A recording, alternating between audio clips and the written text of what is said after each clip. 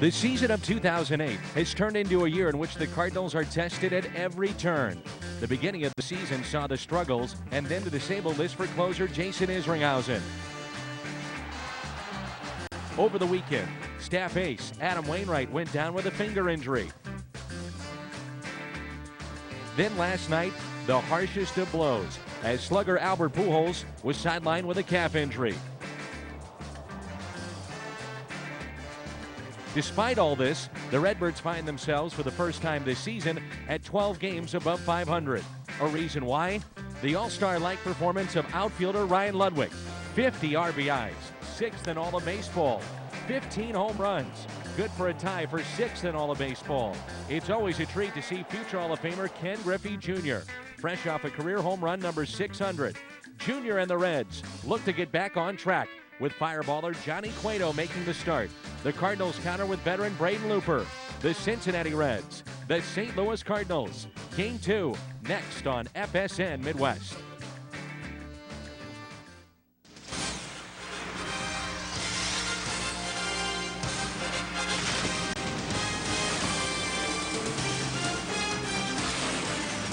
Very warm night here in Cincinnati, Ohio, on the banks of the Ohio River. The St. Louis Cardinals and the Cincinnati Reds here in Game 2 of this 3-game series. Last night, a devastating loss for the Cardinals as Albert Pujols would leave with a severe calf injury. But the good news, Al Raboski, is the fact that Pujols will not be lost for the season. No, not at all. And right now they're saying at least 3 weeks. Probably more realistic is 4 to 6. But we thought maybe that was the last time we were going to see him last night. That's not the case. So what does it mean? Chris Duncan has been called up, and he will start at first base tonight. That's Al Raboski. I'm Dan McLaughlin. Braden Looper getting to start for the Cardinals tonight, the veteran. And for Cincinnati, their fireballer. We heard from Walt Jocketty in the pregame show. They really like this guy, Johnny Cueto. It's our Ford Key matchup. Well, he's got a big league arm. He was the minor league pitcher of the year the last 2 seasons. But it's a struggle up for young pitchers up here. And he's learning. It's all about fastball command. If he has command of his fastball in the strike zone, it could be a long night for the Cardinals. When he doesn't have it, the Cardinals can jump on him like they did in St. Louis earlier this year. So it's Cueto, it's Looper, it's the Cardinals and the Reds. We'll talk about 2-out base hit RBIs, a bunch of them the last 5 games. A look at that, the Cards in the clutch when we come back. It is Cueto, it is Looper, it's the Cardinals and the Reds from the Great American Ballpark here in Game 2. 2-out RBIs can be killers, and the Cardinals partner have been piling those up as of late. Unbelievable the way they have scored runs with 2 outs this season. And look at that with 2-out batting average, 294, the highest. Whether it's no outs or 1 out, 2 outs is dynamite. So 25 of the 28 runs the last 5 games have been scored with 2 outs. When we come back, we'll talk about the home run challenge. More from the Great American Ballpark in just a moment.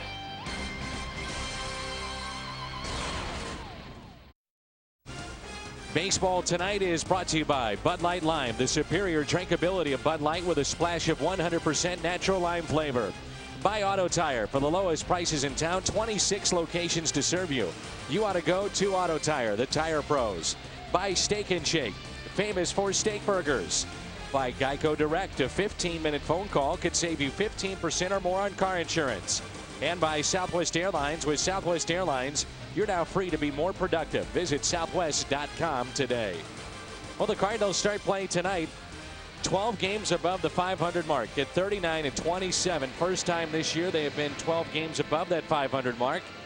And you think about it, they have done it without Isringhausen, now without Wainwright, and currently without Albert Pujols. Currently you got 4 starting pitchers on the disabled list and your closer.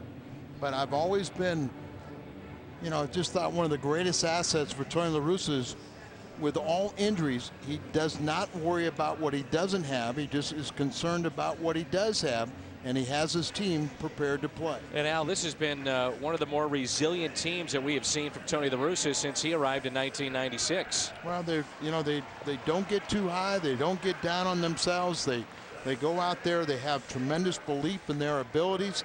A lot of guys getting first-time shots, so you got to play the games, and you got to put a lineup out there, and Tony just finds a lineup and finds the best one that he thinks in order to win each day. Just saw a shot there of Chris Duncan. He has been recalled and back in the lineup tonight, which is brought to you by Southwest Airlines. Skip Schumacher will lead it off and play left field. The second baseman, Aaron Miles. Ryan Ludwig in right field. He has been red hot. And Keel, the center fielder. Then Troy Gloss, Duncan, LaRue, Looper, the pitcher, batting 8th, and Brendan Ryan, the shortstop, hitting 9th. Johnny Cueto is our Rico starter, and as you mentioned during our open, Al, we did not see, obviously, a very good pitcher back in St. Louis, but they say that this guy, when he is on, he has electric stuff. Well, he's a great fastball. He's got a slider. They still feel him make a lot of mistakes, leave balls out over the middle of the plate. If he has command of the fastball, he can be very tough, and he has won 3 straight games. So, you know, the Cardinals could have their handful. Let's take a look at the Reds defensively tonight. Around the Horn, brought to you by Auto Tire. See Johnny Cueto, 5 wins, second among National League rookies.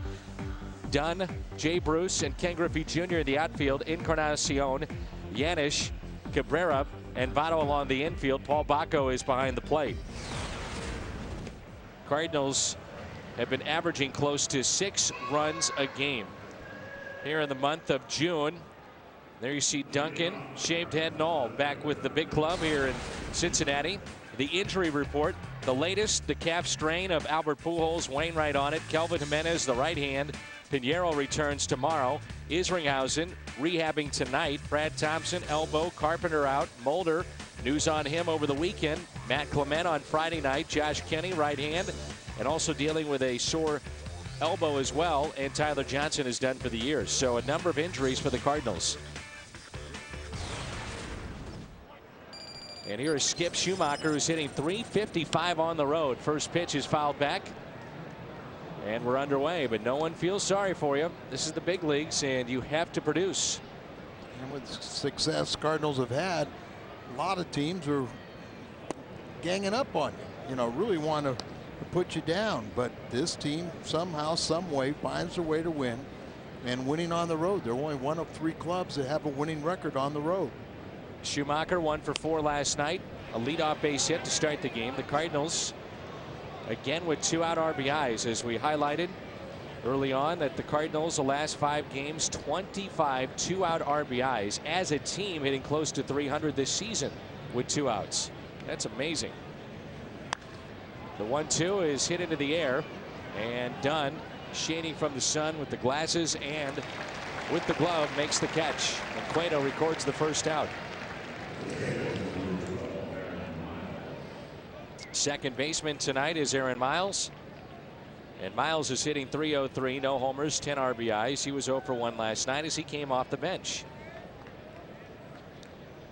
The Cardinals this season have won 13 series, lost only 3, and split 5 others. A win tonight, they'd win their 14th series here in mid-June. For win number 40, and last night's victory, first time 12 games over. This is game number 67 tonight for St. Louis. And that 3rd spot normally occupied by Albert Pujols. Tony La Russa goes with his hottest bat, and that is Ryan Ludwig. And it's 3-0. Johnny Cueto, 22 years of age. He is 5'10", from the Dominican. Signed as a non-drafted free agent back in 2004, and he was their minor league pitcher of the year in 2006. Didn't spend much time last year at AAA. Only 4 games, and he was 2-1. And here he is in the big leagues, and it's a 1-out walk.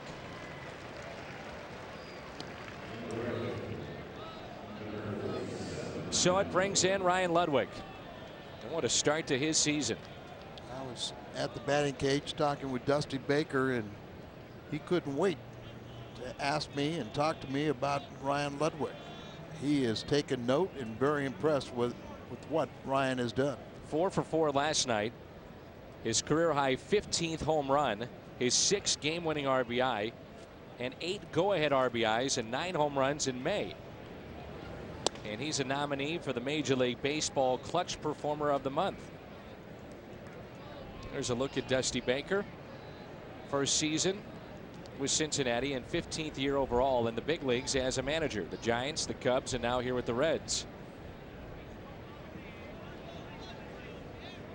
Mike Shannon will visit with Dusty Baker tomorrow night on the pregame show, and that's ball 2 and 6 in a row. Remember last night with Brandon Phillips, it was 9 balls in a row as Mitchell Boggs was making his major league debut as a starter, and then all of a sudden he swings at the next pitch. What does Ludwig do here? Well, Ludwig is going to do what Dusty hoped Brandon Phillips would have done. And that was, he said, you know, I don't want him to take a pitch. I don't want to put it on and have everybody know. But he says, you know, I expect my players to understand the game a little better. If he got a pitch that he could drive, that's one thing. But to hit a little looping fly ball to the opposite field is another. And an off-speed pitch is in the dirt. 3-0 on Ludwig.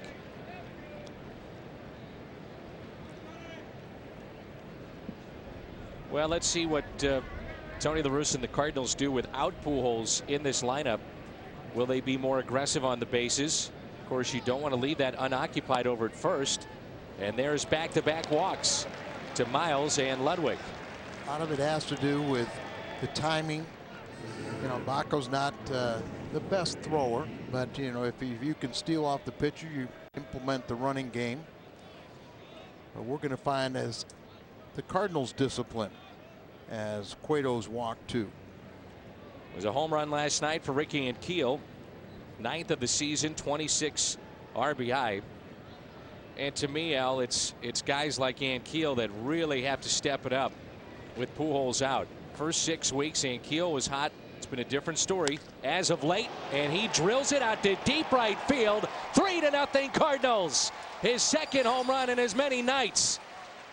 Number 10 on the season, 29 RBIs, 3-0 Cardinals.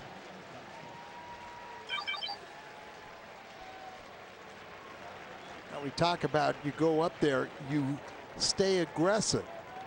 But you in the back of your mind, you say, okay, if it's a pitch I can drive, I've got the green light. If it's a borderline pitch or a pitch that I have to just kind of protect the plate. But this is a hanger. And, you know, by all means, you stay aggressive. And if you see that pitch, you jump on it. Well, Tony La Russa, I had a nice conversation with him prior to the game tonight, was saying that Rick Ankiel needs to make adjustments. The league has made adjustments on him. He needs now to make those adjustments back, and he's starting to heat it up a little bit with the last couple of games. And with that home run, $17,000 raised for the home run challenge. Find a cure for prostate cancer.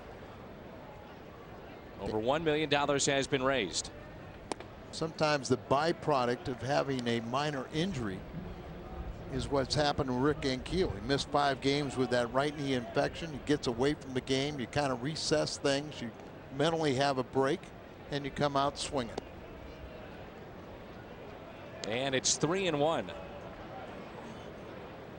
I talked about the fact that Cueto, it's about fastball, you know, command.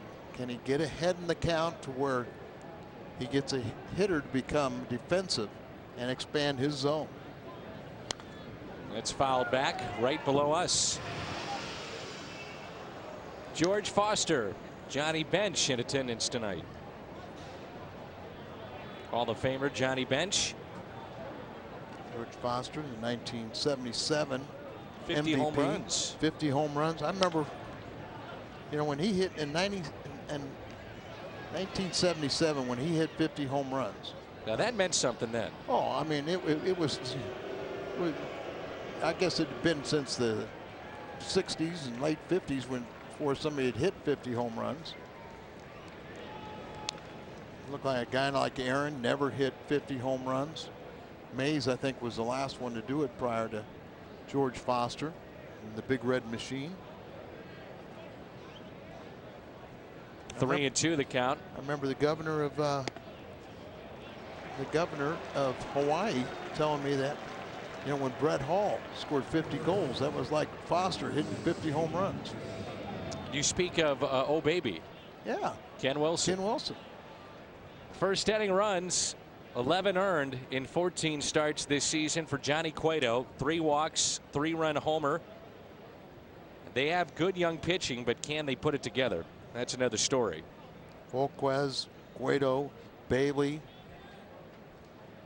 Yeah, Walt Jocketty feels that they have good young players coming up, but I feel in this ballpark it's going to be tough to win. I mean, you better get sinker ballers, and it's almost like going through your draft or looking at free agents as if you're the Colorado Rockies of 5 or 6 years ago. You've got to find guys that could somehow keep it in the ballpark. And the Cardinals, you know, last night had something like 16 or 17 ground ball outs. Right. And I think the one thing you got to remember too is home runs are going to happen in this ballpark. But when you walk people ahead of those home runs, you're just asking for trouble. Here is Duncan, and he takes a strike. Duncan was sent down, and Al, he did not have great numbers, did he? No, he hit under 200.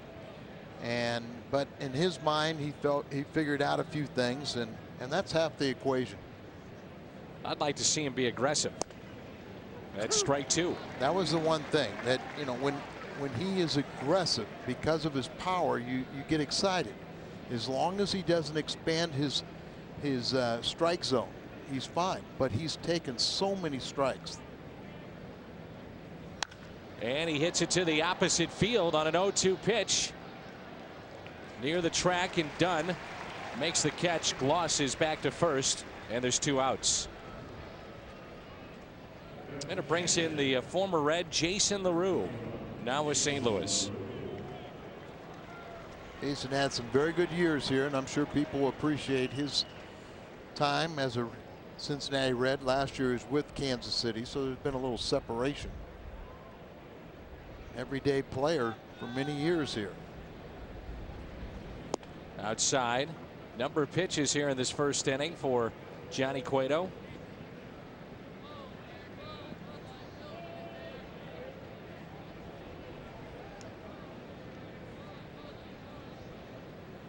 Way inside. You wonder if he knows where it's going. Well, that's it. I mean, you could see that he has an electric arm and great tailing movement on his pitches, but when you're always pitching behind and you're not controlling the strike zone, it makes it very difficult at this level. 2-0 on Jason LaRue. 3 walks and a home run in the inning, and LaRue jumps on the pitch. Dunn is back to the track, to the wall, and it's gone.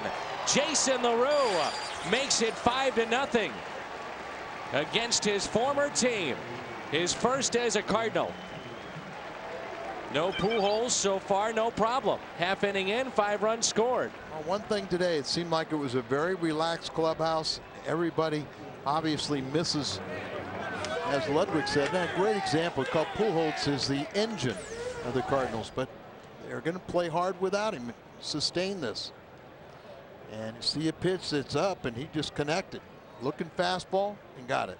Oh, that home run by Jason LaRue. Another $17,000 has been raised to support prostate cancer research. 800-798-CURE. Go online to www.prostatecancerfoundation.org.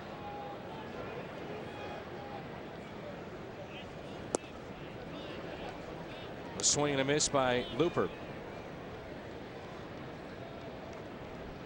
So Jason LaRue makes it 5-0.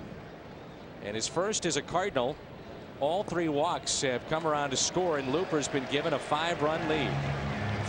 So LaRue his first, and Keel his 10th. It all adds up to a 5-0 lead after a half inning. 5-0 St. Louis on 2 hits, 2 home runs, and Keel and Jason LaRue. The walks come back to haunt Johnny Cueto. 3 walks in the inning, and they all come around to score. Southwest Airlines Cincinnati lineup: Bruce, Yanish, Griffey Jr., Dunn, Encarnacion, Votto, Cabrera, Baco, and Cueto. 0-95, 2 for 21 for Dunn in his last 7 games. It has been a grind, hasn't it, Al, for our Rico starter Braden Looper as of late? It has been, but this is one of his favorite opponents. It's his first start ever here at the Great American Ballpark, but last year he was 2-0 with the ERA under 1.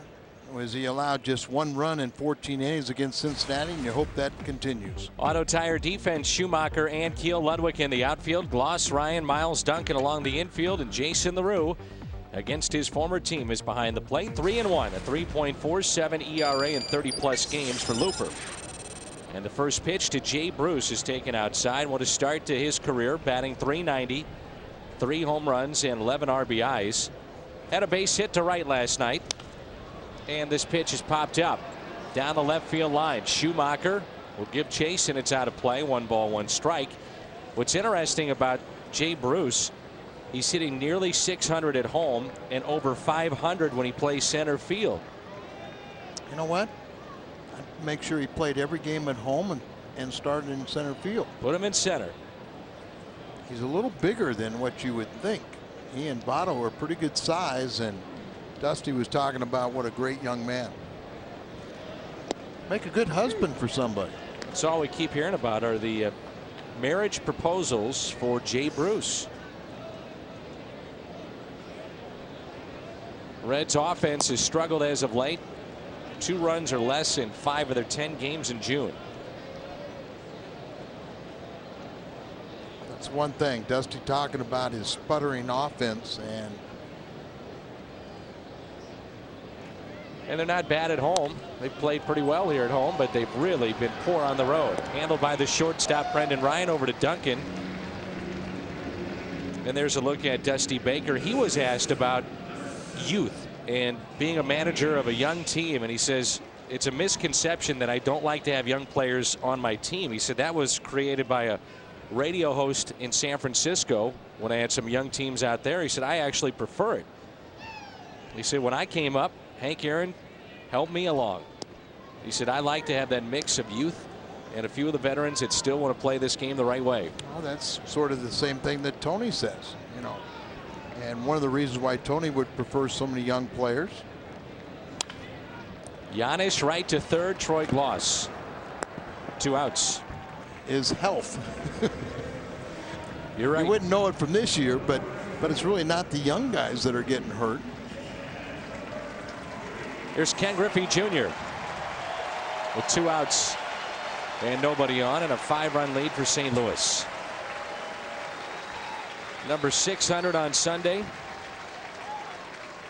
Standing ovation for him last night. His return home. Walt Jocketty was saying on the pregame show he spoke at a season ticket holder event today and telling the fans come on out because you're seeing one of the greatest that ever played this game. And he's right. Ken Griffey Jr. Where would his numbers be?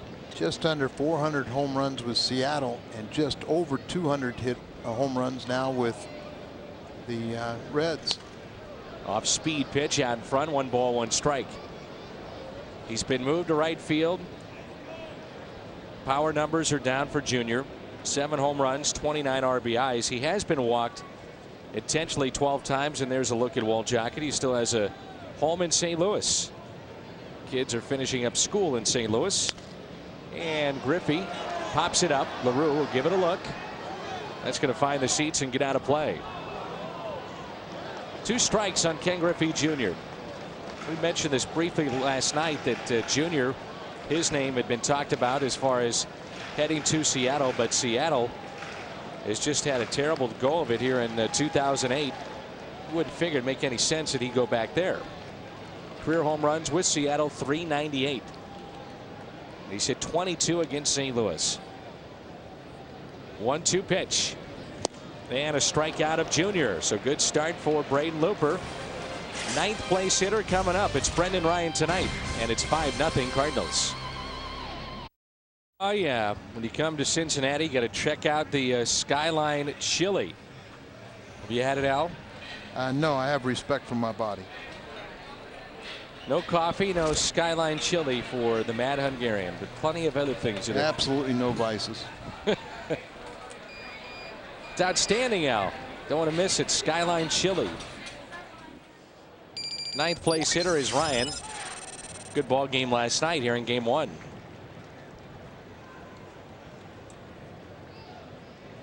Ryan Franklin and Mark Worrell during the pregame were the taste testers, and Franklin gave it a thumbs down for the chili, and Worrell said it was average. All right. But you've got to try it. No, you at least have to try it, Al. No. Let me ask you this. Yes, sir. You see anybody sitting next to those two guys in the bullpen? No, I don't. Check swing and did not go around. 2 balls, 2 strikes. You have Skyline Chili. You keep your distance. Can't have tomatoes now. 2-2. Popped up. And a shallow right. And Ken Griffey Jr. is there for the first out. Best Damn Sports Show period is coming up later tonight here on FSN Midwest. That's coming up after the postgame show. Best Damn Sports Show period. Joe Theismann, part of the program. Here's Skip Schumacher with 1 out, and he looks at a fastball up and in. Tony La Russa talked about not stacking the lefties tonight with the 3 left-handers that are in the bullpen for Cincinnati. They have Affeldt, who we saw last night, Bray, and 5'6" Herrera. Here's a 2-0 pitch to Schumacher, who flew out to left his first time up. Takes it for a strike. They say Cordero has really been a big influence on this young man, Johnny Cueto. Cordero, their closer here in Cincinnati. The 2-1 pitch. Off the glove. Cueto with time. Throws to first, and ball scoots away, so Schumacher is safe and on his way to second base. It's a 1-out base hit for Skip. Sure, it's a base hit, then the air. That's what I would envision, as you know, his motion really kind of carries him, you know, into a little bit of a awkward position, knocks it down, tries to get there. His foot slipped a little bit, and that might contribute to the low throw. So he had nothing on the throw, you know, as his back leg came out from underneath him. Dave McKay sending Schumacher.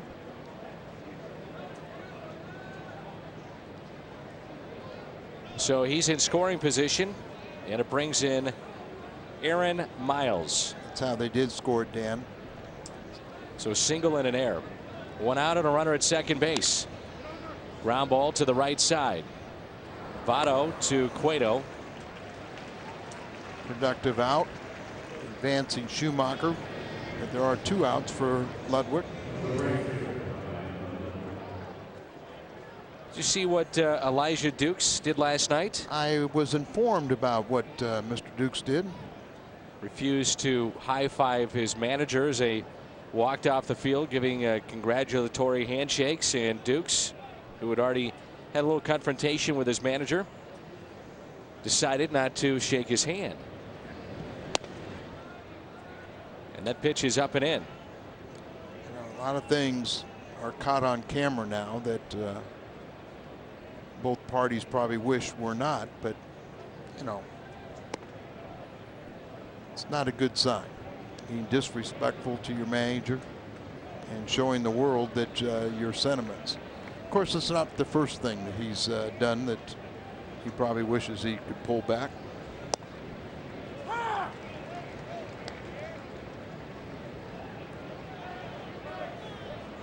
You would think after a while some teams would just say forget it. Too much of a distraction, despite the fact that you are a talent. We don't need that around here. Well, Tampa Bay had to give up on him for more reasons off the field than on the field. And you know, it's bad enough if you're hitting 300, but when you're hitting under 200 doing things like that, doesn't sit well. Ludwig in the air to right center field. Ken Griffey Jr. puts it away. The Cardinals strand a runner, their first of the night. 5-0 midway through 2. This State in Baseball History brought to you by Schnucks. Ted Simmons homers from both sides of the plate. 9-7 win over the Dodgers June 11th 1981. Our Schnucks This Date in Baseball History. Of course, Ted Simmons, a coach for Ned Yost in Milwaukee. First pitch to Dunn. Taken for a ball outside. Bottom of the second. 5-0 Cardinals on 3 hits tonight.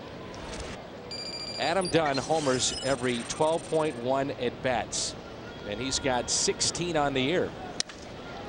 A broken bat out to center and Keel for the first out. So that's 4 up and 4 down for Looper. Looper's just one of these guys that has kind of Cincinnati's number. He was good against them when he was a reliever. He's been very good as a starter against them. 2-0 with an ERA under 2.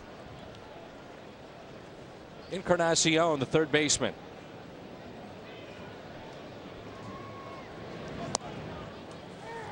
It was just last year that Encarnacion got off to the slow start, then was sent down.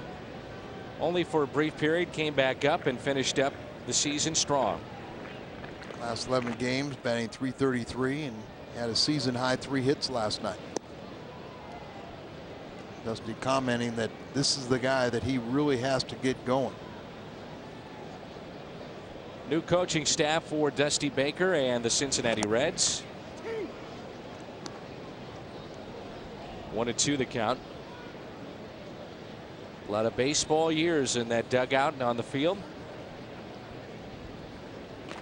The veterans of the Cincinnati Reds as far as the coaching staff is concerned.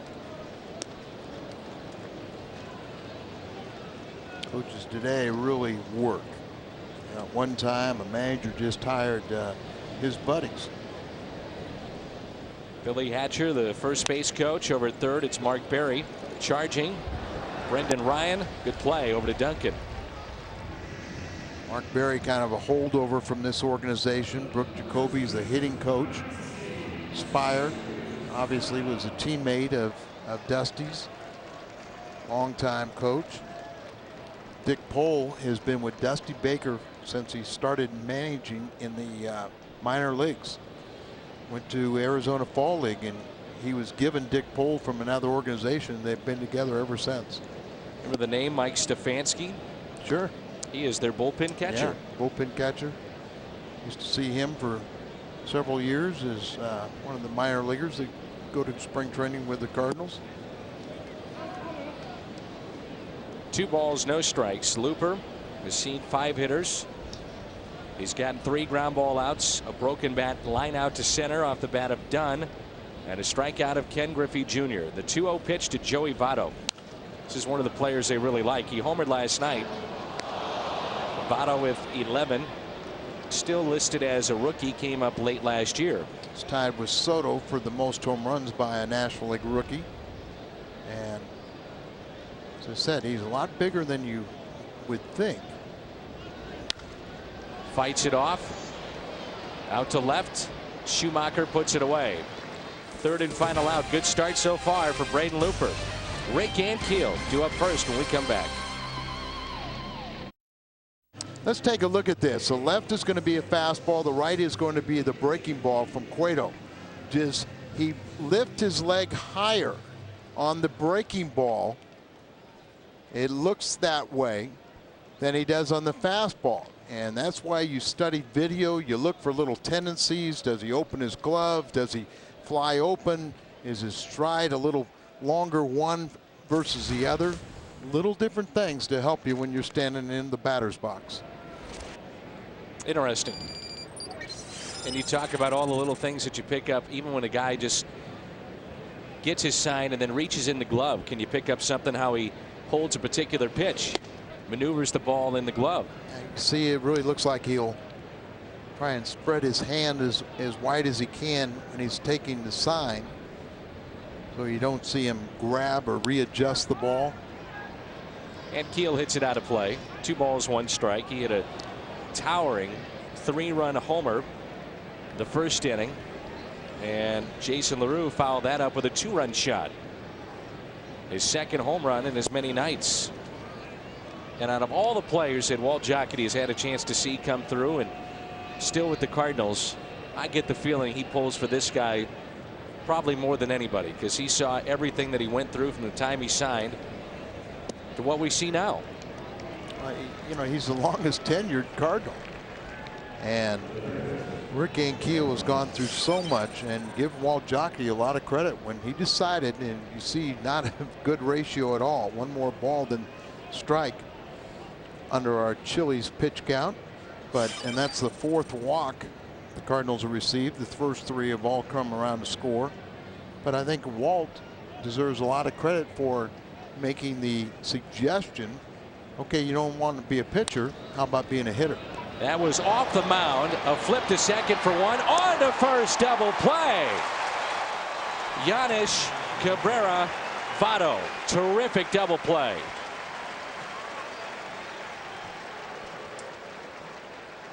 It changed the direction of this ball. It was going up the middle. It hit off the mound and then went towards short. A lot of times when it does hit the mound, it does not help the hitter and slows down the ball. Rick didn't have time to go after Cabrera, who was called up yesterday when Hairston went on the disabled list, right off the end of the bat. So it didn't have the lightning speed that you might have thought. And they turned 2. They're on their 4th shortstop this year. After all the years with Barry Larkin here in Cincinnati. Lost 3 to injury. 1 ball, 1 strike on Duncan. Just recalled from the minor leagues where he hit under 200. Flied to left his first time up. Average at an even 250. 4 home runs, 16 RBIs. 2 outs and nobody on. That pitch is inside. 3 balls, 1 strike. Cueto has walked 4. So you would figure Duncan might get a pitch to hit here if he just tries to groove one to avoid walking his 5th in 3 innings. Here it comes, the 3-1. May have chased a ball. Yeah, bit inside, much like one of the earlier pitches, but I'm not sure Johnny Cueto really knows where the ball is going. That fastball command, and as Dusty said, if he has it, he can be a handful. If he doesn't, you know, it can be a treacherous and a learning experience for him. Cardinals have seen him twice when he really hasn't been on top of his game. So 3-2 on Duncan. Here it comes. Fastball misses low. Now, since you pointed out with the guys in the truck what's going on with his motion, I agree with you. You're able to get a pretty good idea of the tendencies of what pitch is coming. Well, coming up later tonight, the FSN final score. They will preview Game 4 of the NBA Finals, and also all the scores around Major League Baseball. It is the final score coming up later tonight.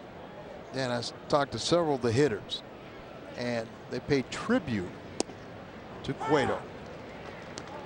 But, you know, saying that he's got electric stuff, he's got a bright future, but they all said he will make enough mistakes to where we feel we will beat him. Oh, lost the bat. Did Jason LaRue? At least it did not go into the stands. And he will get it back. Remember, on Sunday, Brendan Ryan had his bat fly into the seats. He didn't realize he could retrieve it, just kept it in the seats and took another bat and then picked up a base hit that proved to be a huge 2-out RBI base hit that scored 2. And because of that base hit, he got a start last night at second base, couple base hits, couple stolen bases, runs scored, and another start here tonight. Pitch in the dirt. Duncan aggressive on his way to second, and in there safely with no throw. Take those secondary leads and always be in position to advance if the ball gets away and you see separation from the catcher. LaRue with that home run back in the first, his first as a Cardinal. 2 outs. 1-2 the count on Jason LaRue. Reaches for it, hits it down the right field line. Junior on the move, and in foul territory near the sidewall, makes a nice play. Cardinals will strand their second runner of the night. Cabrera, Baco, and Cueto coming up. A look at the future Hall of Famers. We had to break. Ball tonight is brought to you by your St. Louis area Kia retailers. Kia, the power to surprise. By Aflac. Aflac, ask about it at work. And by Bank of America, the official bank of the St. Louis Cardinals. Joe Nuxall.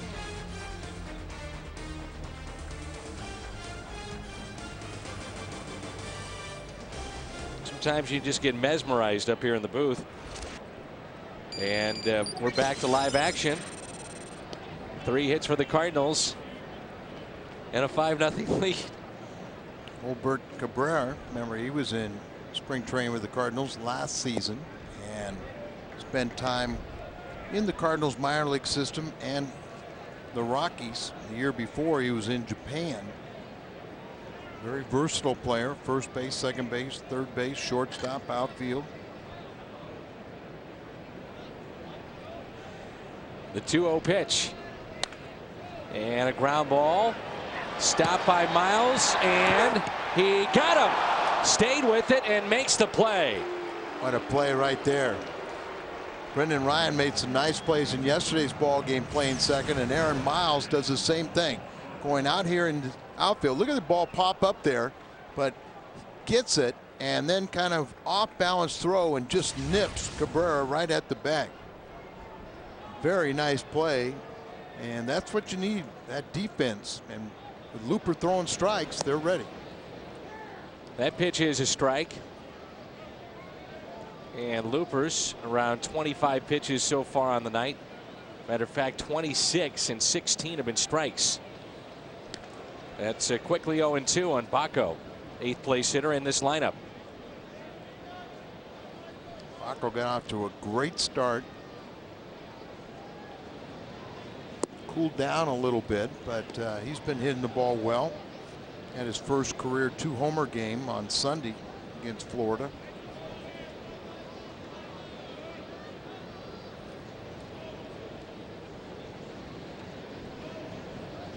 And a strikeout, second of the night for Looper. This is as good as we've seen him pitch in a while. Absolutely. And he's a 7-game winner, but this is one of those opponents. And of course, with the Cardinals jumping out to the 5-run lead in the first inning, it kind of gets you a pitcher where he can relax a little bit, knowing he's got a margin for error. And when you're relaxed, sometimes you just really start dominating. Here is Cueto.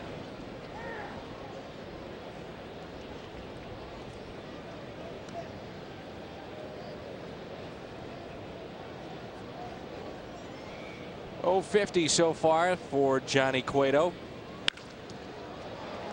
Miles on the outfield grass in another 1-2-3 inning for Looper. Coming up for St. Louis, Braden leads it off. We move to the 4th and it's 5-0. After the game, stay with us. It's our post-game show, Cardinals Live, presented by U.S. Cellular. Pat Paris is standing by. Max Linewan, the outstanding producer of this post-game show, is coming up later. U.S. Cellular, Cardinals Live. Looper on the first pitch, hits it to short. Giannis, an easy play. And there's one away. I want to remind you about Bud Light T-shirt night coming up. Every Cardinals fan will have that. 25,000. Ages 21 and older receive a complimentary Cardinals T-shirt courtesy of Bud Light. For ticket information, visit our website at stlcardinals.com. That's Thursday, June 19th. The Cardinals and the Royals. Here's Brendan Ryan. This tourist gets the night off. He has seen his average dive to 241. So Brendan Ryan is in there. First pitch, a strike. Turris for his last 15, but boy, it's hard to keep him out of the lineup with his great defense. And Brendan Ryan swinging the bat right now. He's got a little 4-game hitting streak, one away from his season high. Batting .385 during that streak. Here's the 0-2 pitch. Max Linewan, truly one of the greats in our business, Al. And he'll be manning the producer's post for the post-game show. I don't know how Pat Paris. The throne, right? I don't know how Pat Paris gets through a night without Max Linewan. Quickly 2 outs, and it's Skip Schumacher. Schumacher Single back in the second. He's also flied out to left. How do you approach the time without Albert Pujols? Could be 3 weeks, could be 5, could be 6. Who knows at this point? One day at a time. And just go out there and prepare yourself. Somebody's going to get an opportunity, as you said. Someone will have an opportunity to really step up and carry this team, and you hope it's 4 or 5 guys. No way to replace Albert, but there's no reason why you can't win, you know, when he's out of the lineup, and show other teams that it is much more than just the Pujols show.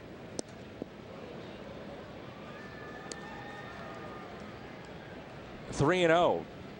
The shadows near the plate. Yeah, we talked about it last night, that early in the ball game it looks like the center field is a very treacherous sun field late, and then at this time now the shadows, but the sun is coming right through and tough for the hitter. Up and in, and ball 4 on Schumacher. That's 6 walks issued by Johnny Cueto. You know, the odd thing is, in his major league debut, he struck out 10 and walked no one. First time that ever happened in major league history. So 2 outs, runner at first, and here is Miles. Walked and scored back in the first, and also grounded out to Votto. Mario Soto, and probably one of the really first guys that had a power fastball but really became a changeup artist, has worked with Volquez and Cueto in the Dominican, trying to help them and be pitching coaches. But right now, you know, I mean, if you can't throw your fastball for strikes, who cares about your breaking balls? Nobody getting loose in the bullpen. And already a pitch count at 73 for Johnny Cueto. Well, you know, he's one of these young guys that is going to have to learn here at the major league level. So, you know, whatever your pitch count is, you just have to live with it as it's a learning process. But you can't be happy with 6 walks.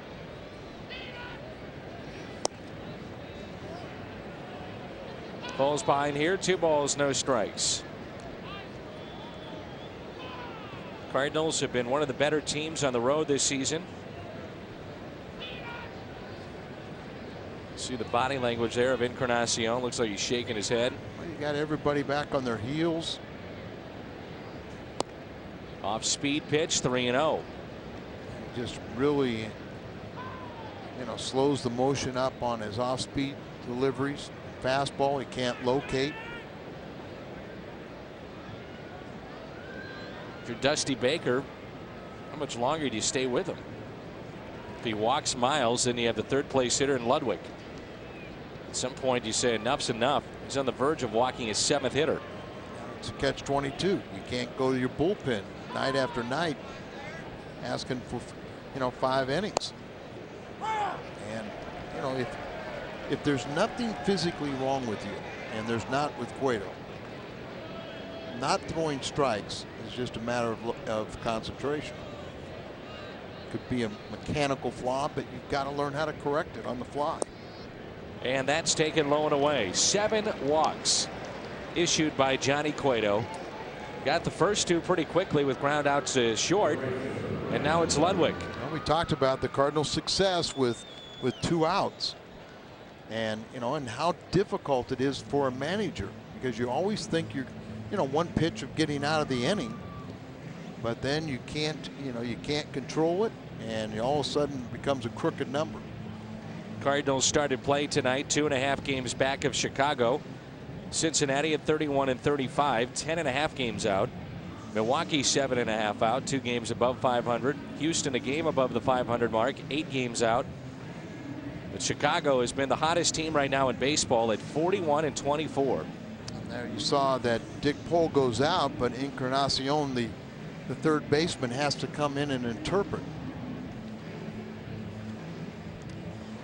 Firestone leaderboard. National League RBI leaders. We see Adrian Gonzalez, 57. But Ludwig is 4th. We'll see him on this list with those 50 RBIs. Always talk about the slugging percentage of Albert Pujols.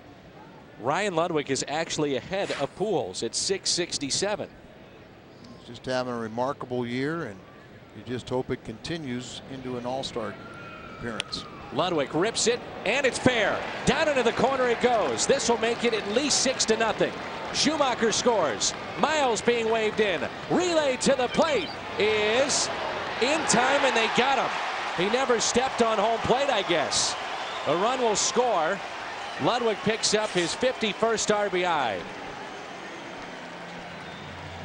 Miles did not slide.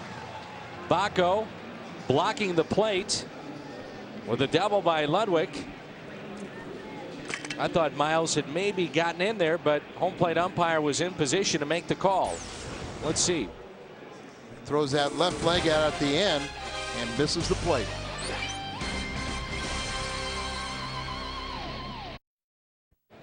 Top of the lineup, here's Jay Bruce. 6-0 Cardinals. Bruce on the first pitch pulls it foul. As Miles, was he blocked at the plate? Let's take a look. Yeah, at the last second he throws that leg out and it trips him and he goes right over home plate. Didn't look like he had a lot of help, or that he was anticipating that there was going to be a play at the plate. Bruce, strike two as he hits it out of play. Well, we hope that Jim Hayes can catch up with George Foster, who's here at the ballpark.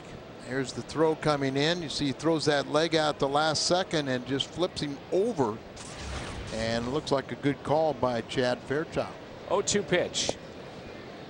Give Baco some credit there too for hanging in. That's right. I mean, of course, that catcher knows he's got that shin guard, the chest protector. He can wear that mask if he wants to. And, you know, at the last second, you're allowed to block the plate. Can't do it without the ball or a play being made. Third strikeout tonight for Looper.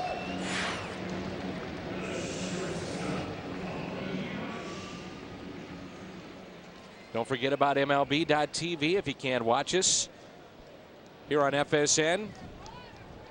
Visit STLCardinals.com, where baseball is always on.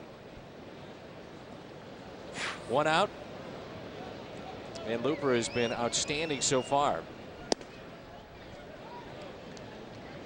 He struck out 3. A lot of ground ball outs too. There's good sinker. Well, this is a kind of an interesting date. Back in 1938, Johnny Vandermeer threw a no-hitter. And of course, in his next start 4 days later, Vandermeer became the only pitcher to ever throw back-to-back no-hitters. Just misses outside, and it's 2 balls and a strike. 4 days later, because 4-man rotation. That's right. Will we see another pitcher get to 30 wins? No. He'd have to be just about perfect. Tied him up. Fly ball into left. And out number 2. As Schumacher puts it away, Giannis is 0 for 2. And let's go back again to that play at the plate with Miles. And we apologize. You see Ankiel trying to tell him to slide, get down. I mean, he could have done a little bit by getting down on his knees, but it did not look like Miles was reading that indication. Here's Ken Griffey Jr. struck out his first time. 2 outs, nobody on. 7 home runs, 29 RBIs, and hitting under 260. The 0-1. The shift is on here for Junior. And see Rick kind of doing the one-handed, where Schumacher's a little more demonstrative and trying to tell him to get down. But I've seen coaches that will get on their knees and really kind of show that the fact that, okay, there's going to be a play and you need to hit the dirt.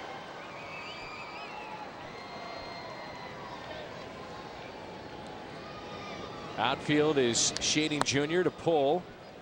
Brendan Ryan on the second base side of the bag, the shortstop, with this shift, and Aaron Miles is a good 5-10 feet on the outfield grass at second.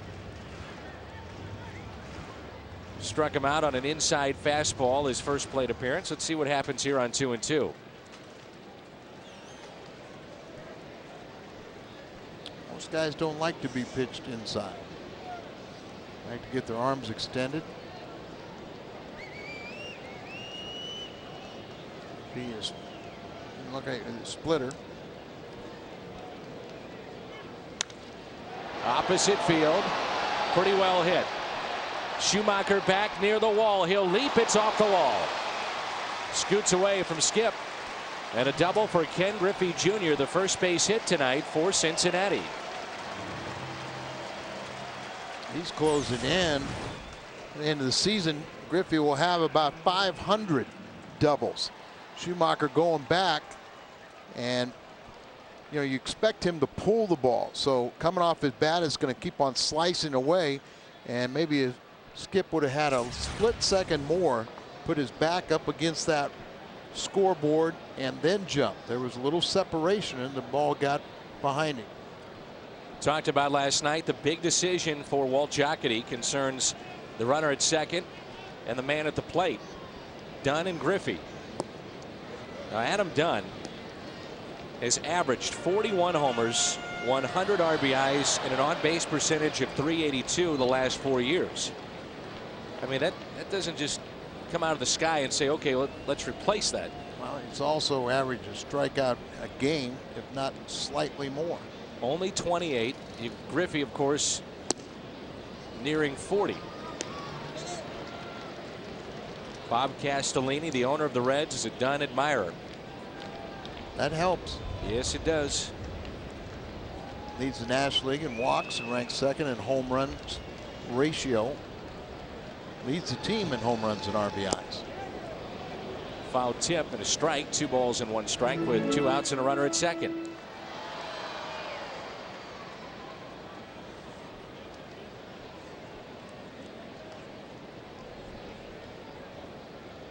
Not the most gifted outfielder, but he can scare you standing in the batter's box. The 2-1 pitch. He's had a couple of walk-off home runs this year.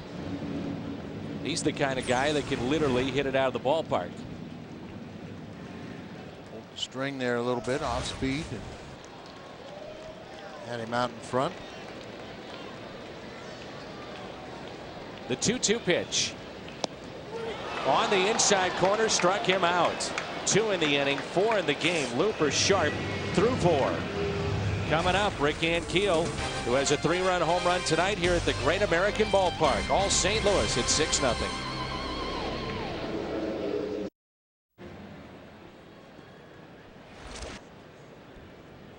Here's a look at Braden Looper, tonight's starter, who's given up just 1 base hit for the Cardinals. And here's a look at our Hardy's hot pitch of the game, the strikeout of Dunn. Caught him looking. Dunn didn't like it. 4 strikeouts tonight for Looper. So Rick Ankiel will lead it off for the Cardinals here at the top of the 5th. Ankiel, Gloss, and Duncan. First pitch is fouled back and out of play. Ankiel set the tone tonight. 3-run homer back in the first if you're just joining us. Then after that, just 3 batters later, the 2-run shot by Jason LaRue. Cardinals, after an inning, led 5-0. Added another run, and it's now 6-0. Off speed pitch. Swung through it, 1-2. Might be a situation with Cueto where he's finally worn himself down now, where he'll have command of his pitches. That was the Soto changeup. Foul tip. In the old days, guys would go to spring training, even starters would not throw a breaking ball for their first 2 or 3 outings in spring. Strikeout of Ricky Ankiel. And the purpose is to not only build up your arm strength, but to build up the fact that you could throw in all 4 quadrants, down and in, down and away, up and in, up and away, and throw strikes all 4 of those spots before you even started throwing breaking pitches. You can see Cueto tonight has had 0 command with 7 walks.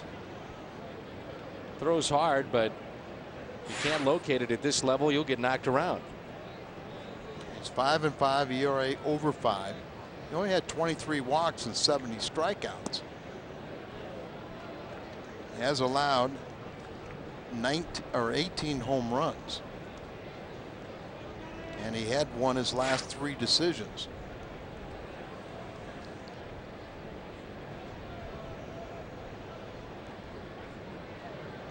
Two-0 pitch to Troy Gloss. Up and in, 3-0.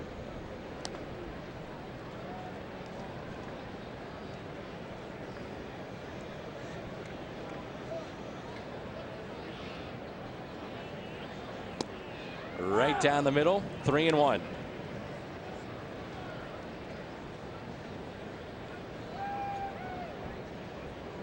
Cardinals will get Joel Pinheiro back tomorrow. Make the start for St. Louis. Gloss pulls it towards third. Encarnacion with a backhanded play over to Votto for out number 2. Gloss 0 for 2, and it brings in Duncan, who's 0 for 1 with a walk. I think everybody will be interested to see what Pinheiro can do. And apparently the Cardinals are starting to get healthier with Matt Clement, Isringhausen, and Mulder will be on a rehab assignment over the weekend. They'll be in Springfield over the weekend, or at least for the Springfield club. And he is very encouraged with his new release point. Duncan into right center field for a base hit. Take the turn at first, and a 2-out base hit. Again, there are certain players that have to step it up with Pujols out. And I think you would agree, Al. Duncan has to be one of them, and Keel another. If you talk to Tony La Russa, he thinks he's one of the real keys, even when we had Albert Pujols. Got to get Chris swinging the bat like he did the first half of last season and the second half of 2 years ago. And again, if you're just joining us, Pujols back in St. Louis today. The MRI showed no full tear, the muscle, the calf, and he will be put on the 15-day disabled list tomorrow. Cardinals gave no timetable on his return, but felt encouraged by the news.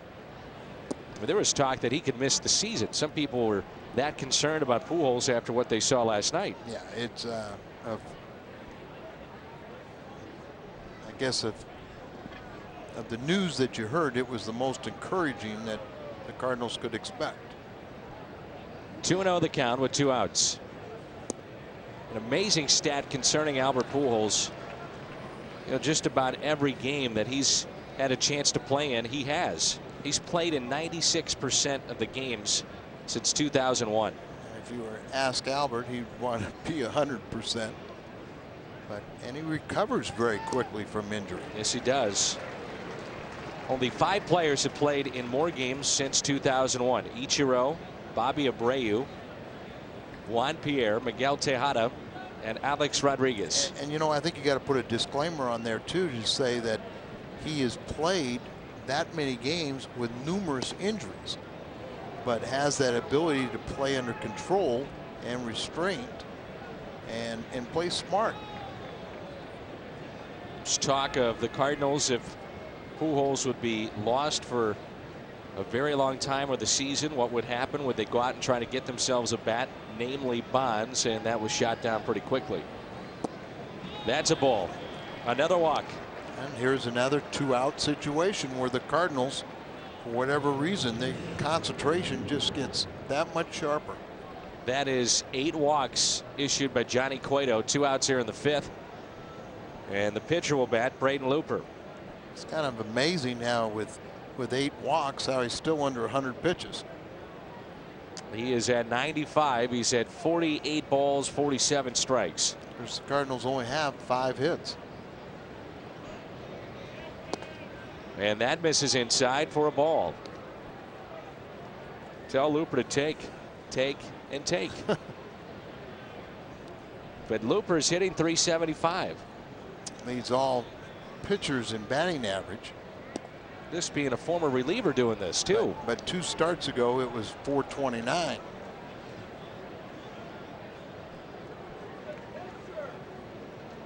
it's down to .375, and you almost wonder, could Cueto if you took every pitch, could he throw?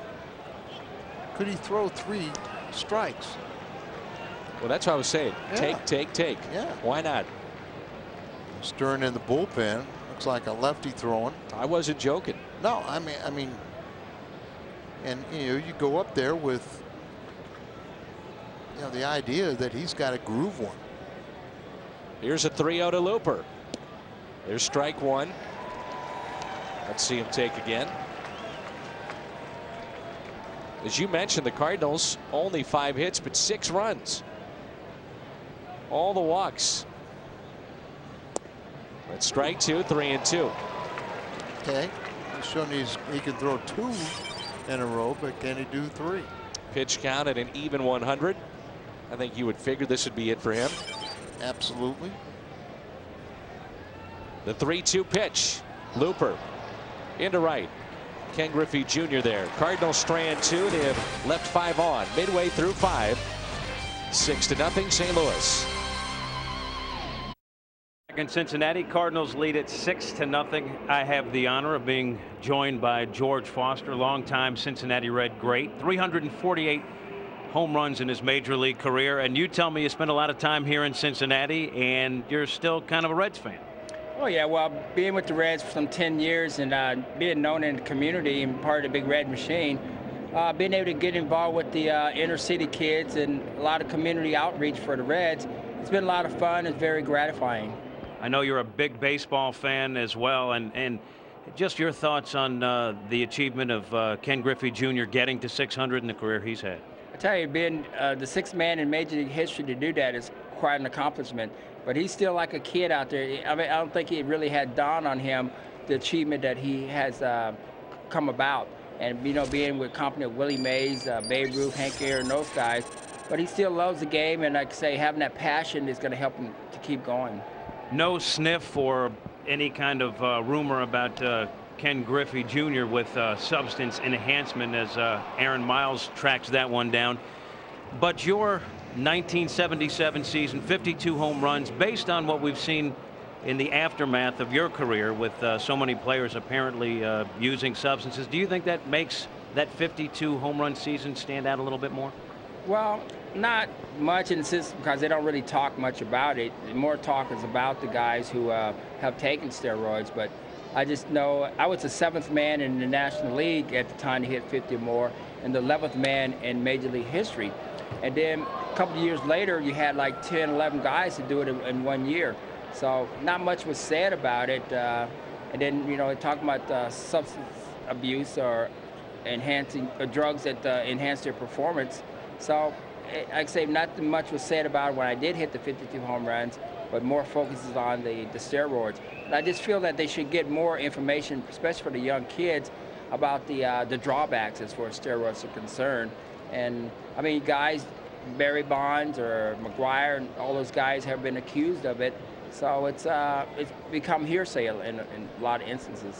One thing that brings you back to Cincinnati is your foundation. Tell us a little bit about that. Yeah, Foster Safe Youth Network. We get funds to work with the inner city kids, put them in tournaments, not only teach them baseball but life skills, and just give them a good balance up there, but give them that opportunity that they never had before. And I just figure that having a person that played in Cincinnati will bring more notice to that factor, and thus far has been very successful. George, thanks for the visit. I enjoyed it. Thank you. Thanks for your time. All right, we're going to send it back over to Dan and Al. And Al, George is a friend of yours. I never knew you had so many friends. So many hitter friends too. he said you paid him, Al.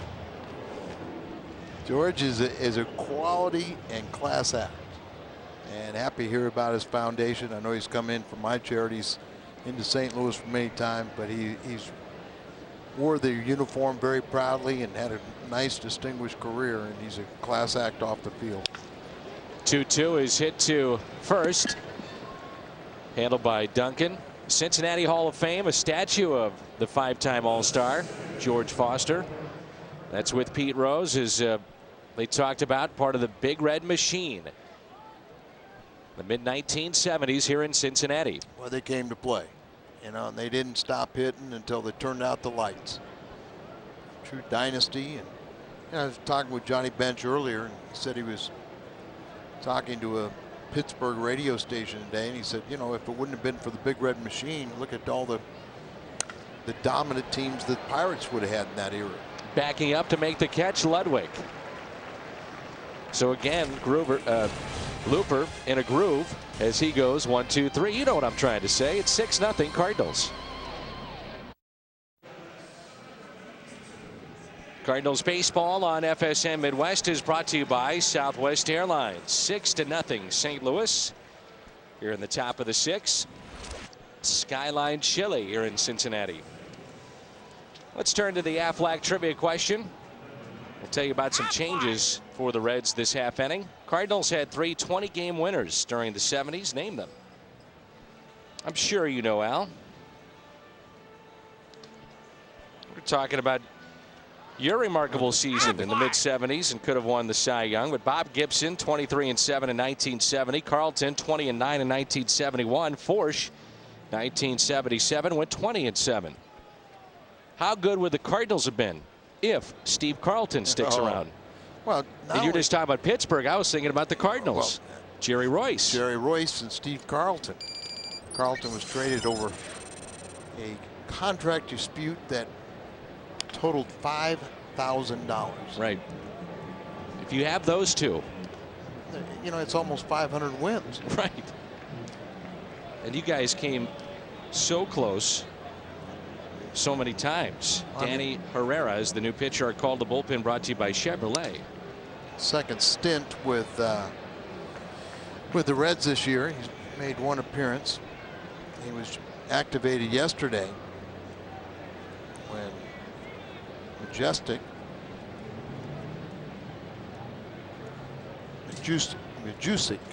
right? Majeski. Yeah, right. They just had a baby. They just had a baby. That's why it got me all excited. He was on bereavement list. This guy is 5'6", features a screwball. Danny Herrera, 5'6".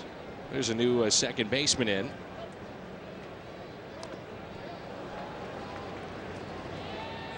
It's Andy Phillips at second base.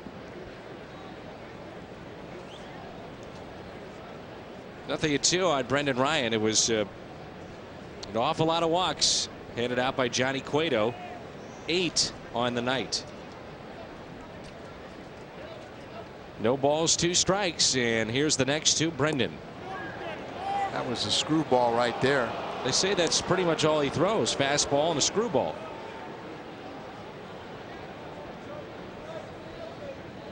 And the media guy, they give him another inch. He's 5'7". Only 23 years of age.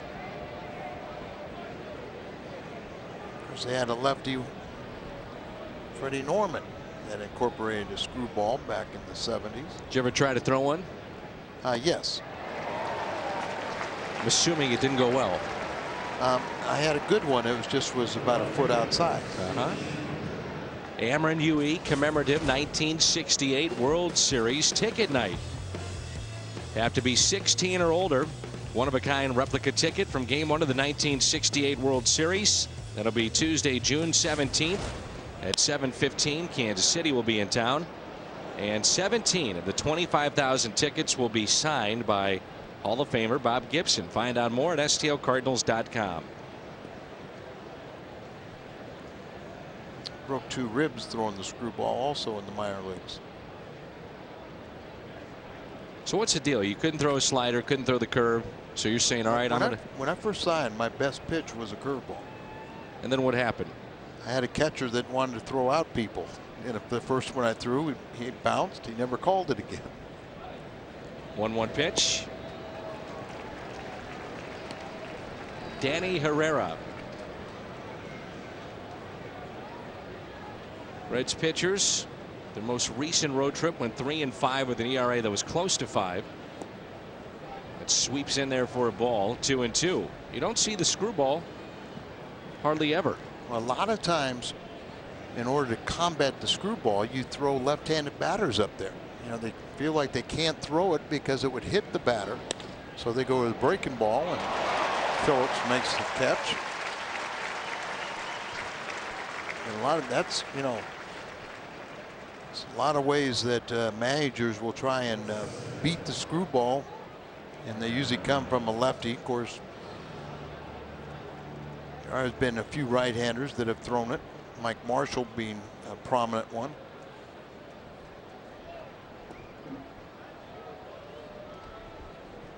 Two outs. Here's Miles, switch hitter. Walked twice and has also grounded out. The 1-0 pitch. We're talking with the broadcasters of the Reds, and they get a kick out of Danny Herrera. 5'6", didn't know what to make of him, and they said he is not scared at all. Comes right at the hitter. There's a screwball there, and you know he only was signed more than likely because he's left-handed. You would think. Yeah. I mean, everybody's enamored with size. Became the 4th Reds player this season to make his major league debut. At Cueto, Giannis, the shortstop, Bruce, Jay Bruce. He came in the Volquez trade for Josh Hamilton. On the inside corner, and Miles strikes out. Herrera strikes out too. Baco, Phillips, and Jay Bruce coming up at 6-0.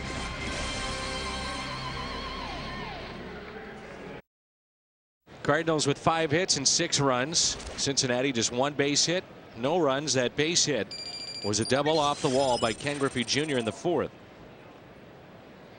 Looper has faced 1 over the minimum. That double by Ken Griffey Jr. was close to being caught. Looper close to a no-hitter. It tails, and Baco hits it out of play. He struck out his first time up. Looper has struck out 4. Cardinals really catch a break, Al. They don't see Aaron Harang, nor do they see Edison Volquez. 2 or fewer runs in his first 12 starts, which hasn't happened since 1945. There's another broken bat. Miles makes the play. Kawasaki on a roll, and it's Braden Looper tonight. Cardinals right-hander has been outstanding, hasn't he? Been outstanding. He's controlled the strike zone. He's kept the ball on the ground. He's gotten, you know, the 4 strikeouts, only 1 hit allowed, as he's really been out there dealing, mixing up his pitches, but controlling the strike zone. What a contrast between the 2 starters. No walks, 1 hit for Looper. Cardinals only had, what, 5 hits against Cueto, but he walked 8, and that's the difference in the game. Here's Andy Phillips, part of the double switch, his first plate appearance. And a swing and a miss by Phillips. He was with the Yankees for a while. And that's strike 2. Our Volkswagen pitch count at 61. That's it for Looper tonight. Andy Phillips has made 2 starts this season, both at third base. Most recently Saturday at Florida. Was promoted late May from AAA, where he hit .315.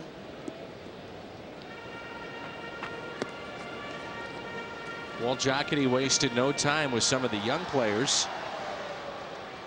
Cueto, Volquez, Jay Bruce. They've had some injuries, but also you kind of get some of the dead weight and see what they have in their farm system. 1 ball, 2 strikes. And you're in last place. See what some of your future is, and see that future now. And he's in a position where he needs to evaluate.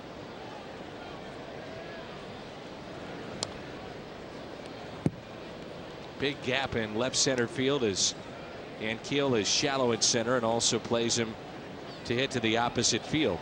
We have seen Ankiel, as this season has progressed, playing a lot more shallow in center field, haven't we? I think it's just a sign of his confidence.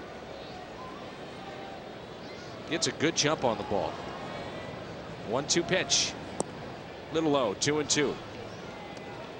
That's the amazing thing, is that in transferring himself into a position player, He's playing center field, and he's getting the great jumps. It's been a fairly easy transition in that regard defensively.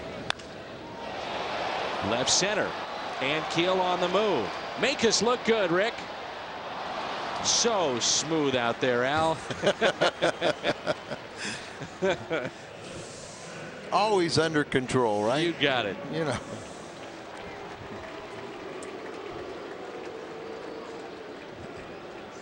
But Rick right on cue, and that gives you the confidence where you're saying playing a little more shallow, but you get back on that ball and you feel a little helpless when you're on your knees, but makes the catch.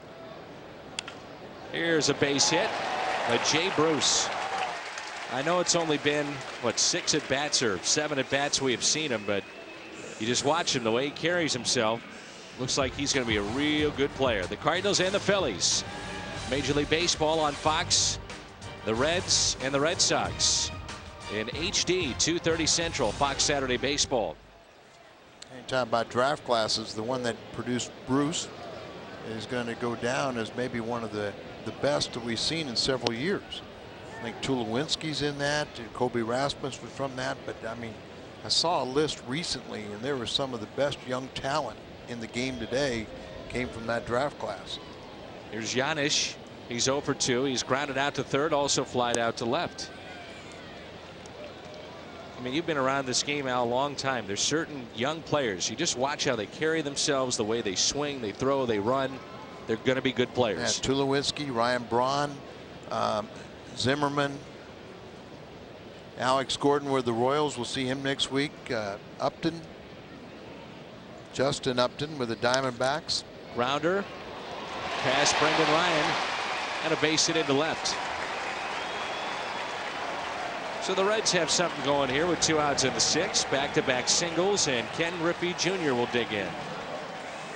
Well, just a couple balls that have just found holes and bounced on through. So nothing to be alarmed about, but you do have to show great respect for the man at the plate, the future Hall of Famer and one of the best ever.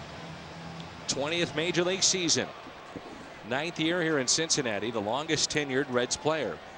Looper struck him out the first time, and then he got the first hit, an opposite field hit off the left field wall. 2 outs, 2 on. The first pitch outside. Came over from Seattle back in 2000 for Brett Tomko, Mike Cameron, Jake Meyer, and Antonio Perez, an infielder. Shift is on for Junior. He's such a good hitter, it makes you wonder why he just doesn't guide it past the left side of the infield. He's got great bat control. Why not do it? Well, you know, sometimes you wonder about that because they have runners on that Gloss is much closer to third than what he would normally be. He'd be over at the shortstop position, but they totally expect him to pull. And I think, you know, as he's gotten a little older, he's hitting a lot more balls to left. He pulls it. Duncan, a diving play. Underhands to Looper. Takes a hit and an RBI away from Ken Griffey Jr. His natural position over at first base. Nicely done by Chris Duncan in his return to the big leagues tonight. That's a heck of a play. Ludwig and Keel Gloss coming up at the 7th. Looper is allowed just 3 base hits. 6-0 St. Louis here in the top of the 7th. Our pitch by pitch brought to you by Chevrolet.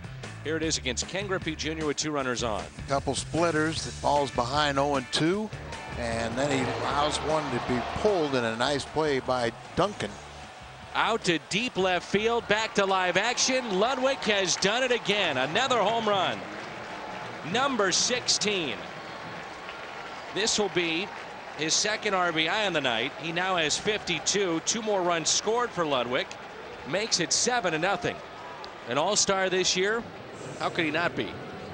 Well, he's going to have to more than likely be selected by the manager, Clint Hurdle. But hopefully, and you would love to see him voted on, but guys like Griffey are only 3rd on the list. But doesn't take long, does it? And a hanging breaking ball. and he jumped all over it. What a year he has had. I told you that Dusty Baker is a believer. Hyundai long drive inning and another winner. I'm going to tell you who that winner is in just a moment, Al. Hot shot to first. And Keel retired. Diane Miller is tonight's merchandise winner. She was a winner before she even knew it. That's right. We didn't even announce her name, but Diane Miller is our Hyundai Sonata winner. And also another $17,000 for the Home Run Challenge. If you'd like to donate, 1-800-798-CURE. 1-800-798-CURE. And 3 home runs have been hit tonight. Cubbies have a 5-0 lead behind Ryan Dempster, who's done a nice job of going from closer to starter. But the Cardinals are keeping pace here. 2.5 games out, leading 7-0. Troy Gloss 0 for 2 with a walk and a run scored. Herrera in his second inning of work took over for Cueto, 5 innings, 8 walks, and he gave up 6 of the 7 runs. You got to wonder about Pujols' status for the All-Star game now. Most certainly would be added to the roster by Clint Hurdle. Will he be available? The 2-1 pitch. Gloss hits it sharply to Yanish. 2 away. Molina could be an all-star. There'll be a case made for him. He's hitting close to 300. What about Todd Wellemeyer? Seeing how he finishes up in his next handful of starts. A lot of decisions, and a lot of guys are either going to play themselves on or off. Good play by Duncan over at first. You'd love to see where he feels so comfortable defensively that it carries over to what he does at the plate. First base, of course, his natural position. That's a very good point, Dan, and I think, you know, he's sometimes you take your offense to the field. You don't want to, but it's only natural. Maybe he just relaxes a little bit more. And that's it. You know, it's just, you can see at times, you know, you just kind of read his body language where he's just gripping the bat and trying to turn it into sawdust and just kind of let him relax and let him buggy whip it. Buggy whip it. Buggy whip it. What is buggy whip it? Let it fly. Let it rip. Let it rip. Let it fly, but with discipline. 1-2 the count. One time I've ever worried about him is when he expands the strike zone. You know, when you go after a pitch like that. But if he's swinging at strikes, you know, with his ability to hit the ball with power, he'll take his chances. With the home runs tonight, now 89, that's off the end of the bat, allowed by Cincinnati pitching. Out of those 89, he'd have to figure the majority of those come right here at this ballpark. Yeah, it's a byproduct of this bandbox that they play in. 2-2 pitch. Off speed, little check swing. Did not go. Didn't have a chance to talk about it. That was great seeing George Foster, wasn't it? Yeah, he's a good guy. I've always I had some good battles with him, and Sparky Anderson sometimes got mad at me and threatened to delay the game with George, who was, but 3-2 hit to first. And the final out. Home run to break. Time to stretch. Ludwig with 2 more RBIs tonight. Solo shot now with 52 ribbies. It is 16th on the year. Dunn is 0 for 2. He'll lead it off here in the bottom of the 7th. Fly to center. Struck out looking with a couple runners on back in the 4th. Leadoff man, and he hits it into left center field. That'll stay in the ballpark. Schumacher is there to make the catch. Cardinal Baseball on FSN Midwest is brought to you by Rico. Move your ideas forward with Rico dependability. By your local St. Louis Jeep dealers. And by Jack in the Box. We don't make it until you order it. And how important with Joel Pinheiro coming off the disabled list, making the start tomorrow, and really hasn't pitched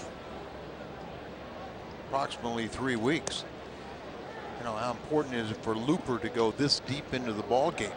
And that's what made it interesting to see that Boggs was lifted after 5 innings last night, because Looper had been struggling, not going deep into games. And as you said, you don't know what you're going to get with Pinheiro.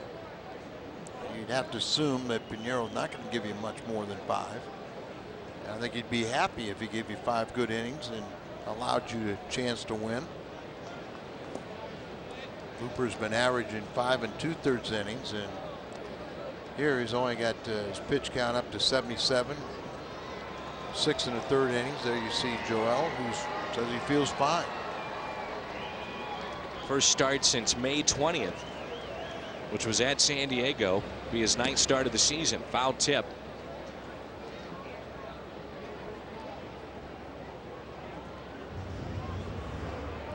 Over the weekend, the Phillies come to town. They're 7-3 in their last 10, playing very good baseball. Cardinals will see Kyle Kendrick on Friday night. Loge will go for St. Louis. He finished up with the Phillies last year. Wellemeyer against Adam Eaton on Saturday in Fox Saturday Baseball. Wellemeyer 7-1. Then Mitchell Boggs has earned himself another start, and he gets Brett Myers. Surprisingly, Myers is 3-8. There's a look at the upcoming games. Only home for a little bit, and then right back on the road. Another 3-city trip coming up. Total of 7 games in June left at home. Time called by Encarnacion. A count of 2 balls, 2 strikes. The Cardinals hold on here, though. What a trip this would be to win all 3 series, then have a chance for the sweep tomorrow. High pop fly out to left, calling for it. Schumacher for out number 2. Victory here tonight would be 6-2 trip with a chance for the 7th. Scary road trip, though, coming up. When you think about being without Pujols, possibly without Wainwright, and you don't know about Isringhausen, still waiting for him to come back. Big Papi will be absent for Boston. Ramirez has been DHing as he's nursing an injury. They are so good at Fenway Park. Every time we look up, it seems like the Cubs are playing at home, and it seems like they're winning. Not a lot of losing for Lou Piniella. Chicago at home 27-8. 7-8.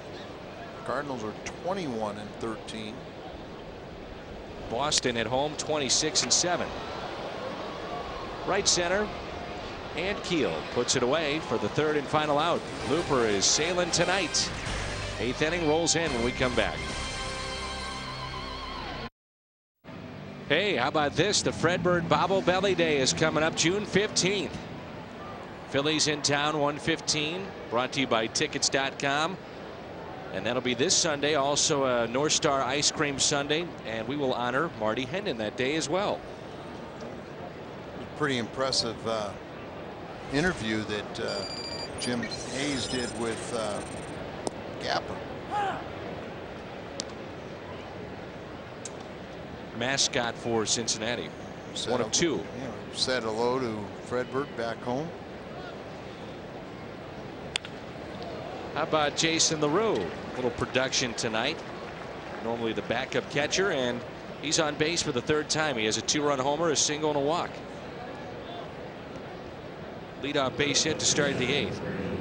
And here's the pitcher, Looper. Looper, you know, looking at what's going on with pitch counts and your concern with tomorrow, he may finish this game. His pitch count is not that high. No, it's right around 80. Not bunting in this spot, up by 7 runs, in the way that he's swung the bat this year. 0 for 3 tonight. He's flied to right, grounded out to short, and struck out. Herrera in his 3rd inning of work.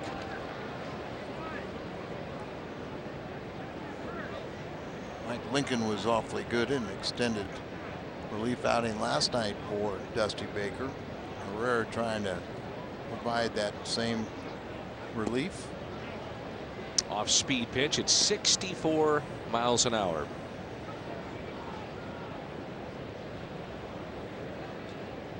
Dusty Baker was so close with the Chicago Cubs.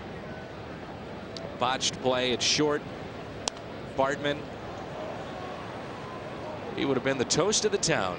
For a while it was in Dusty We Trusty in the Windy City. Saw those t-shirts all the time when we go through town. Didn't quite end up the same love fest. Got ugly. Took a year off, got out of the game, at least as far as being in uniform. Did some television work. You know, Dan, it kind of was that situation where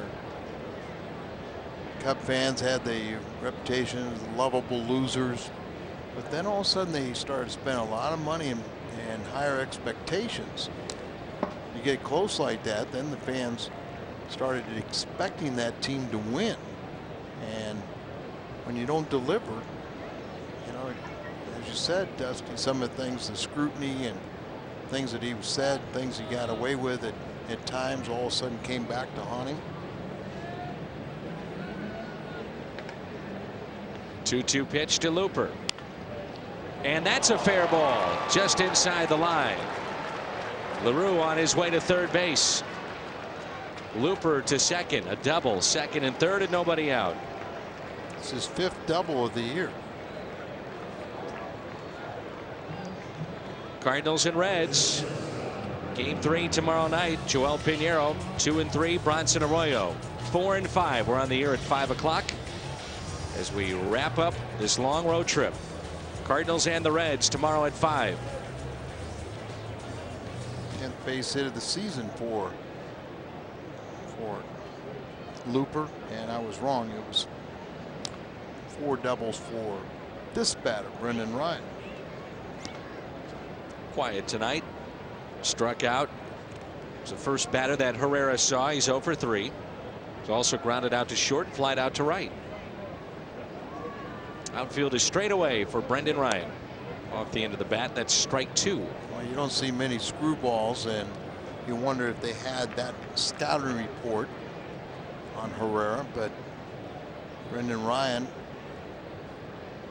getting the chance to see him for the 2nd time.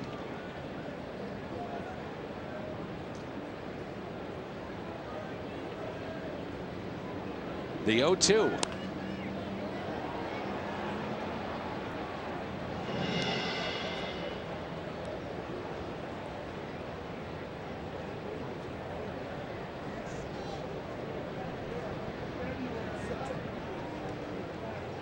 Oh-2 pitch to Brendan Ryan. Here it comes. Outside.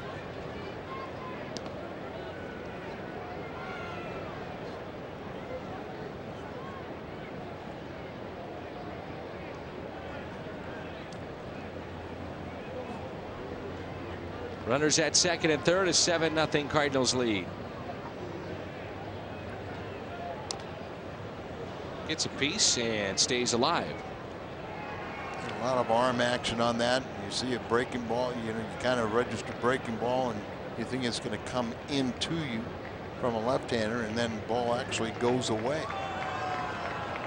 Arroyo, by the way, is 4-5 with an ERA near 6. We'll see him tomorrow. Brendan Ryan with a base hit out to left. LaRue will score easily to make it 8-0 and still nobody out. And Brendan Ryan picks up his 5th RBI. Take a look at the pitch location here. Let's see if this ball hangs up a little bit. That's a breaking ball, and it just slows up, hangs on in the middle of the plate. It's going to be Brendan knocks him out. Herrera, double switch coming up, it looks like. Corey Patterson is going to the field.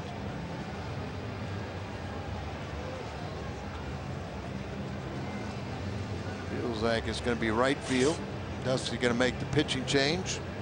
We'll tell you about the change when we come back. 8-0 St. Louis here in the top of the 8th, and nobody out. Let's take a look at the Cardinals game recap, brought to you by Jack in the Box. The Cardinals with 5 runs in the first. Rick Ankiel with a 3-run shot. The Cardinals have hit 3 tonight. Right after that, Jason LaRue with a 2-run homer to make it 5-0. Cardinals with a run in the 4th. Another one in the 7th as Ludwig led off that inning with a home run. And a new pitcher, lefty, one of 3 that they have. This is Bill Bray. 8-0 Cardinals. Schumacher looks at a strike. Our Chevrolet call to the bullpen. Schumacher has walked and scored back in the 4th. Bill Bray in 21 games. ERA of just over 3. He's 1-0.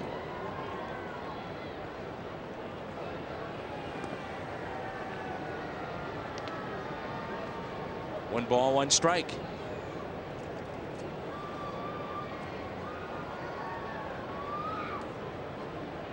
The Cardinals hold on. They have an 8-run lead. It would be their 14th series win. The 1-1 pitch. Ground ball. Only play to go to first. Run scores 9-0. 23rd RBI for Schumacher. Get Looper off the bases, get him back in that dugout. That puts Brendan Ryan in scoring position. No chance to turn 2, so Miles will be the hitter. 0 for 2, couple of walks and a run scored. The story tonight outside the home runs, Johnny Cueto, 5 innings partner, and he walks 8. Can't win like that. It's the first time a Reds pitcher had walked 8 since back in '95 with Steve Avery. You are not going to be successful. Runner at second, the 1-0 pitch. A foul ball, 1 ball, 1 strike.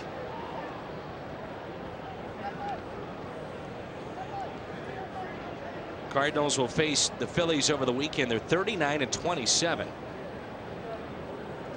Phillies, one of the 3 National League clubs with a winning record on the road, or is that an all in baseball? And a winning record against the Central. They're 14-9 against the Central so far. 18-14 on the road. Cardinals on the road are 18-14 as well. We have not seen Philadelphia, so they're doing that against the other teams in our division. Cardinals starting staff currently leads the National League and ranks 2nd in the major leagues. 33-17 in winning decisions. What many people thought would be the Achilles heel. That's right. The club has used 8 different starters to date. Little chopper hit left side. Encarnacion. Miles 0 for 3. This copyrighted telecast is presented by the authority of the St. Louis Cardinals and may not be reproduced or retransmitted in any form, and the accounts and descriptions of this game may not be disseminated without the express written consent of the St. Louis Cardinals.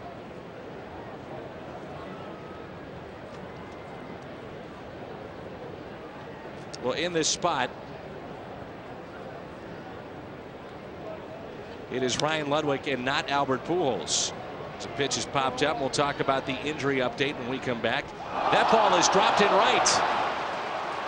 There's Bruce very casually as Griffey came out of this game, and Bruce moved from center field to right when Patterson came in, and just a routine fly ball, but another reason why you use 2 hands. 10-0 following the error by Bruce.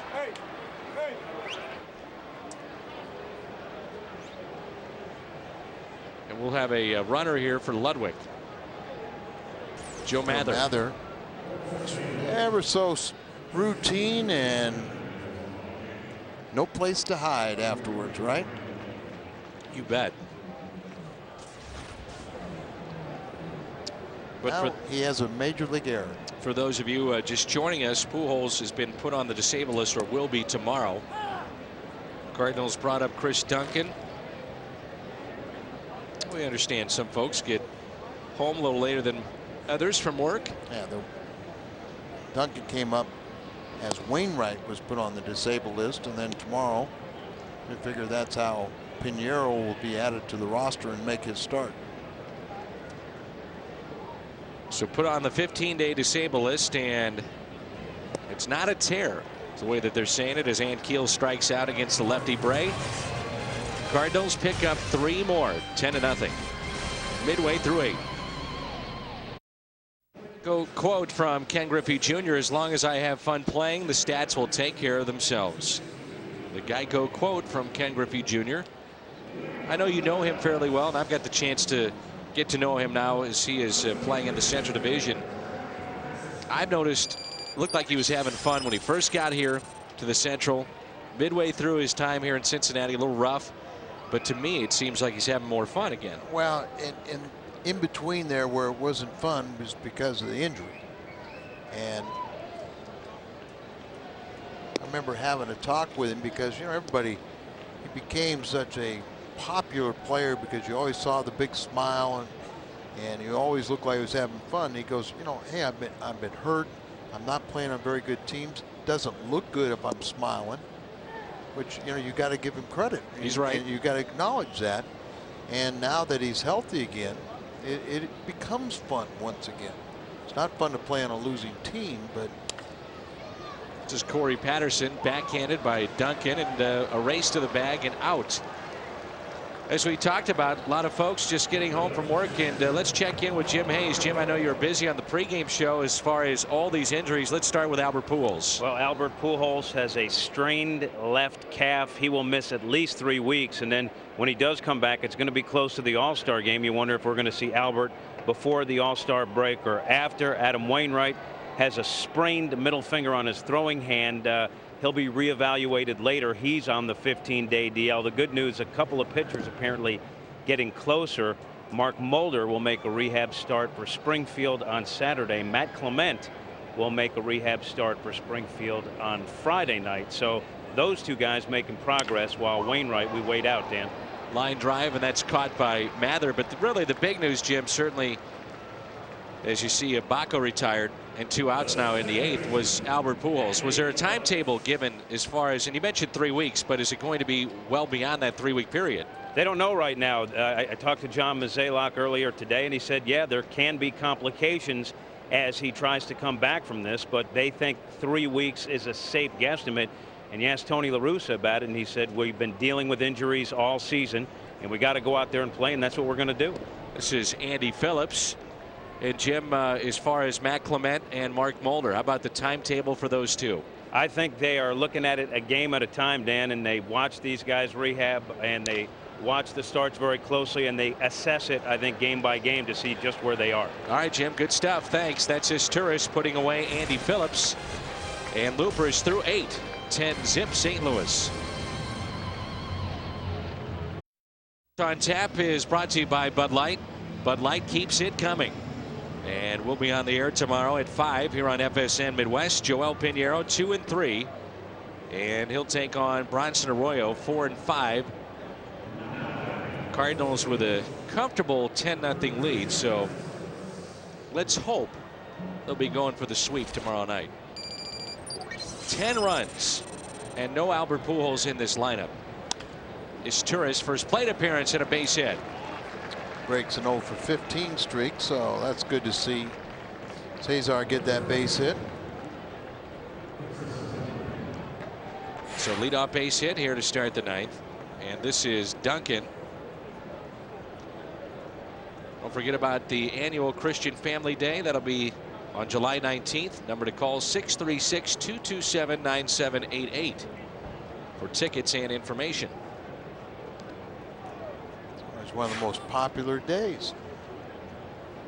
Christian Family Day.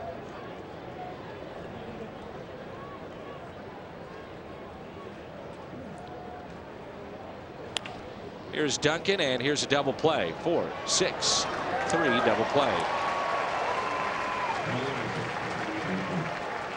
Return tonight to the big leagues for Duncan, on base a couple of times with a walk and a single.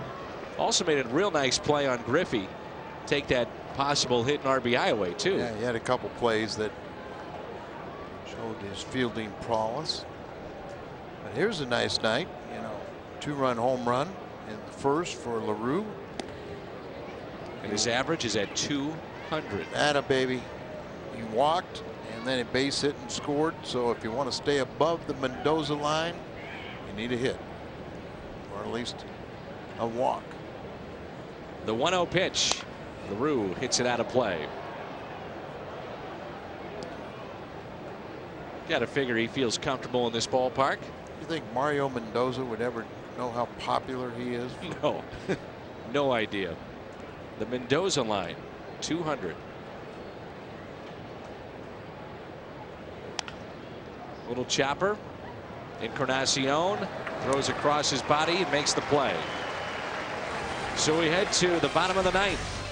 10-zip St. Louis. 10-0 Cardinals as we head to the bottom of the ninth in Cincinnati. Coming up after the game on the post-game edition of U.S. Cellular Cardinals Live, we'll get Tony La Russa's comments on tonight's ball game. I'll go inside the Cardinals clubhouse, all access for player reaction. Plus Pat Paris and Rick Horton will break it all down. It's coming up after the game. For now, we send it back to Dan and Al. Is Tony going to be nicer to you, Jim, tonight? Oh, I think he's been very nice. Recently they've been winning. It's been a very good road trip, but I think he's going to be in good spirits tonight. All right, we'll find out. 10-run lead for the Cardinals. He better be. Got good news on Pujols. Yeah, I mean, really, as far as the news on Pujols, I guess it's as good as you could expect. And a lot of people were prepared for a lot worse. There's Jay Bruce. Cardinals do have a complete game this year. That was from Wainwright. But Looper trying to make it a shutout. Chopper towards first. Duncan with it. And Bruce retired for the first out. Cardinals baseball tonight has been brought to you by Budweiser, who thanks you for being a designated driver. By Chevrolet. See for yourself. Shop and compare at stlchevy.com. And by Sonic. It's not just good, it's Sonic good. Beautiful night for baseball here in Cincinnati, and the Cardinals rolling along tonight, up by 10 runs on 10 hits, and Looper, Al, only 3 hits allowed. He's been outstanding. Really has. His pitch count has just gone to 92 pitches. Not far off. 2-to-1 strike to ball ratio. Dominant performance, which was needed. Giannis, 2 balls, no strikes, 93 pitches. So he could complete this game and have under 100 pitches tonight. Wouldn't that be something? Tony feels very good about that. You know, it's one thing to extend a guy 120, 125 like he's done with Wainwright before, but to do it in this fashion, have no problems whatsoever. No, and no reason to tax that bullpen. Line drive and caught by Izturis. Little snow cone over there. Budweiser, player of the game time. Budweiser, the great American lager. Well, who's going to get it tonight? How about the pitcher, Braden Looper? Say if it's not Looper, something's wrong. He has been in command as he just has kept the ball down to where predominantly every time they hit it, it's on the ground. Very few fly ball outs. And Valentin is going to be the pinch hitter. Hitting for the pitcher, and Looper trying to make him the final out. 1-0 pitch on the outside corner. 97, so if he wants to do it under 100, next pitch or two. So Valentin pinch hit last night. 0 for 1 in the series. The 1-1 pitch.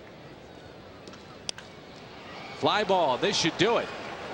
What a performance from Looper. Mather calls for it. The Cardinals win it 10-0. Complete game shutout for Looper.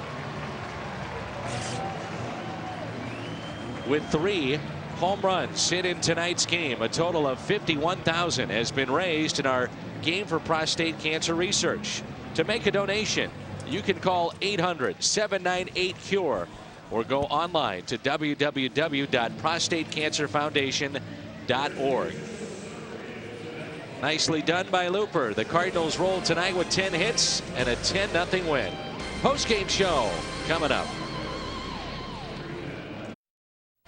Well, the game is over with an impressive Cardinals shutout victory of the Reds. Rick and I are standing by to bring you U.S. Cellular Cardinals Live. Rick, your thoughts on an impressive victory? Well, my first thought is I thought Mitchell Boggs pitched very well against one of the best offenses in the National League. Braden Looper, he one-upped him today. Yeah. Unbelievable performance by Braden Looper. And much needed, obviously. We're going to talk more about that coming up.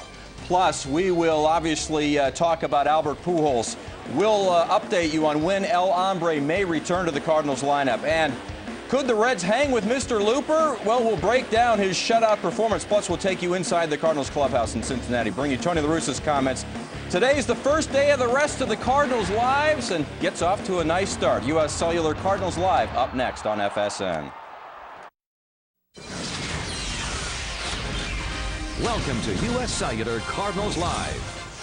Hello, everybody. Welcome once again inside our FSN Midwest studio in St. Louis for the post-game edition of U.S. Cellular Cardinals Live. Alongside our Cardinals Live analyst Ricky Horton, I'm Pat Paris. Coming up, the very latest, of course, on Albert Pujols and his calf injury, and discuss life without El Hombre. Plus, we'll break down Braden Looper starting. What a fine one it was. We'll go inside the Cardinal clubhouse in Cincinnati, bring you Tony La Russa's thoughts as well, all coming up tonight on Cardinals Live. But you can get involved in the program as well. We want your inputs. If you got a question or comment about the Cardinals, it's U.S. Cellular text time. Send us a text message. 37289 is the number. Remember to include your first name and where you are text and messaging from. Standard text messaging rates do apply.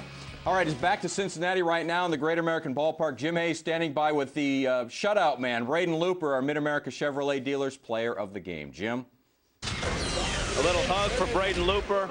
Actually, a couple of hugs. Probably the whole bullpen is going to hug him.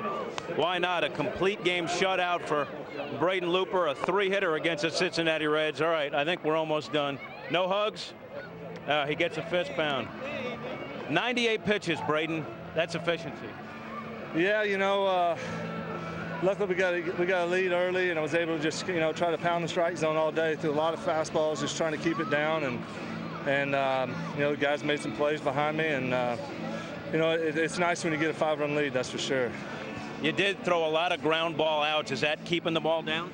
That's what I'm trying to do. You know, that's my whole game plan, and I feel like I pretty much executed that today. Your command was outstanding, always ahead in the count. Do you know going into the ball game that you had good stuff? No, you know, I knew before my last start, in between that start, I kind of worked on some stuff on the side with Dunk and really felt like I kind of figured some stuff out, and I feel real good right now. Did you feel as strong at the end of this game as you did early on?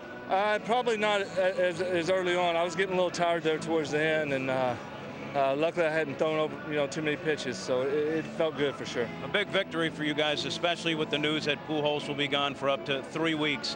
What effect does that have on the team? It seems like you guys came out ready to battle.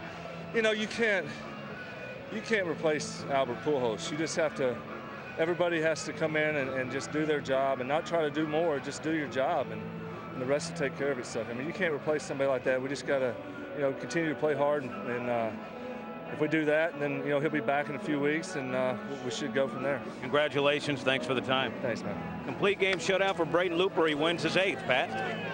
All right, Jim, thank you. A great attitude. I think Braden Looper probably echoes that entire ball club. You just continue to press on. And Looper, by the way, 618 games he's pitched in now. He is that's the 9th most games pitched by a major leaguer in history before getting a complete game. And so maybe it's official now. His conversion to a starter is complete. And what a tough ballpark for him to do that in Cincinnati. This is a hitter's ballpark, no question. Braden Looper was outstanding today. Jim's line of questions perfect though. What are the Cardinals going to do without Albert Pujols? They're going to have to find production from other places. Tonight, they got it from their starting pitching, and they got the runs early. That to me is a sign of what a team is able to do, overcome losing somebody like Albert. I mean, you can't replace him clearly, but the margin for error for everybody else's mistakes has just gotten a little bit narrower. That's exactly right. But no margin tonight. They got to the early lead, as Rick pointed out, and they go on to the 10-0 win. For more analysis, how about a view from the booth? It's back to Cincinnati. And Dan and Al return to put a round on a very impressive performance tonight by Braden Looper. Lots of ground ball outs last night by the Cardinals, and again tonight with Looper. Really had the sinker. He said he worked with Dave Duncan on a side session, picked up something. What did you see tonight? Well, the ability to throw strikes and to control the count And as you said, he had the ball down in the zone, so he got a lot of ground ball outs, and that's what you have to do in this ballpark. Big news of the day, though, obviously, Al, was the loss of Albert Pujols for at least 3 weeks, so getting the call back up is Chris Duncan, and made a couple of nice plays defensively and on base a couple of times, too. Well, Chris is going to be playing first base on a regular basis, and he contributed with a base hit. And, you know, he's going to be playing first base, so even against left-handed pitching. There was a very nice play right there, and gets the future Hall of Famer at first place, Griffey. But that wasn't the only nice play. He made a couple little plays, and he just really helped out. First inning, a story in this ball game tonight as well. Rick Ankiel, his second home run in as many nights. Let's hope that he's starting to come alive, because as Ricky mentioned, the margin for error, it tightens up with some of these guys, in particular the bats in the middle of your lineup. Well, the Cardinals are taking advantage of the walks tonight by Cueto, and the Cardinals had 3 home runs, 2 of them. Ankiel's 3-run shot in the first, and also Jason LaRue hits a 2-run home run in the first inning, giving the Cardinals that big 5-0 lead. And that really does allow Looper or any starting pitcher to kind of settle in, know he's got a margin for error, and you can relax a little bit, and you never know.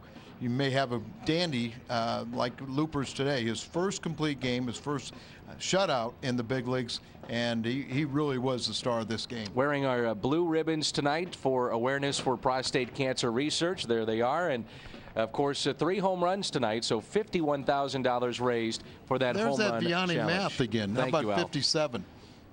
I was told 51,000. We can add it up when we send it back to 3 times seems 17 is 51. To 51. Savannah High School doesn't do good. So again, I think that Vianney High School. Anyway, if you're looking to go to a great high school, unbelievable math program, Vianney High School is where you go. All right, Pat, send it back to you. All right, the Mad Hungarian, not the Math Hungarian, is just pointed out to me in my ear. Guys, thank you very much. We'll talk to you later on here on Cardinals Live. Let's show all the highlights tonight. Top of the first, 1 out, runners on first and second. Rick Ankiel. Well, he tears the cover off this one. How about the 3-run shot? Number 10, 3-0. Good for $17,000 towards prostate cancer research. We're keeping a running total. Later in the first, 2 outs, it's Jason LaRue. He knows how to hit in that Great American Ballpark. First homer of the season for LaRue, 5-0. Cards scream for the cure. 3 plus 2 is 5 right there. Just thought I'd point that out. Top of the fourth, 2 outs, runners on first and second. Ryan Ludwig down the third baseline, saves fair. Schumacher scores, but Miles, well, he'll be gunned down at the plate. We'll talk more about that. We're just going to break it down in his breakdown segment. 6-0 Cards. Ludwig's 51st RBI. Top of the fifth, 2 out, nobody on Chris Duncan. Back from Memphis, and he lines a base hit there to right field, and well, he's going to have to get plenty of action with Albert out. Bottom of the sixth, 2 outs, runners on first and second. Ken Griffey Jr. Oh. And well, that's actually the Ryan Ludwig home run. Yeah, we had the 16th home run of the season. We're not going to see the play. Chris Duncan actually turning a nice defensive play I was starting to describe, but Ludwig's 16th homer makes it 7-0 at the time. They tack on 3 more. 10-0 is the lopsided final, and that's the biggest margin of victory for the Cardinals this year, 10 runs. The real story, though, Braden Looper, we'll talk much more about him coming up. 4 straight wins for the Cardinals. It's a complete game shutout for Looper. They go to 13 games over 500 to the Cardinals for the first time since July 29th of 2006. A couple more things to throw at you, Rick. The Cardinals have now won 5 straight road series. They've already wrapped up this series.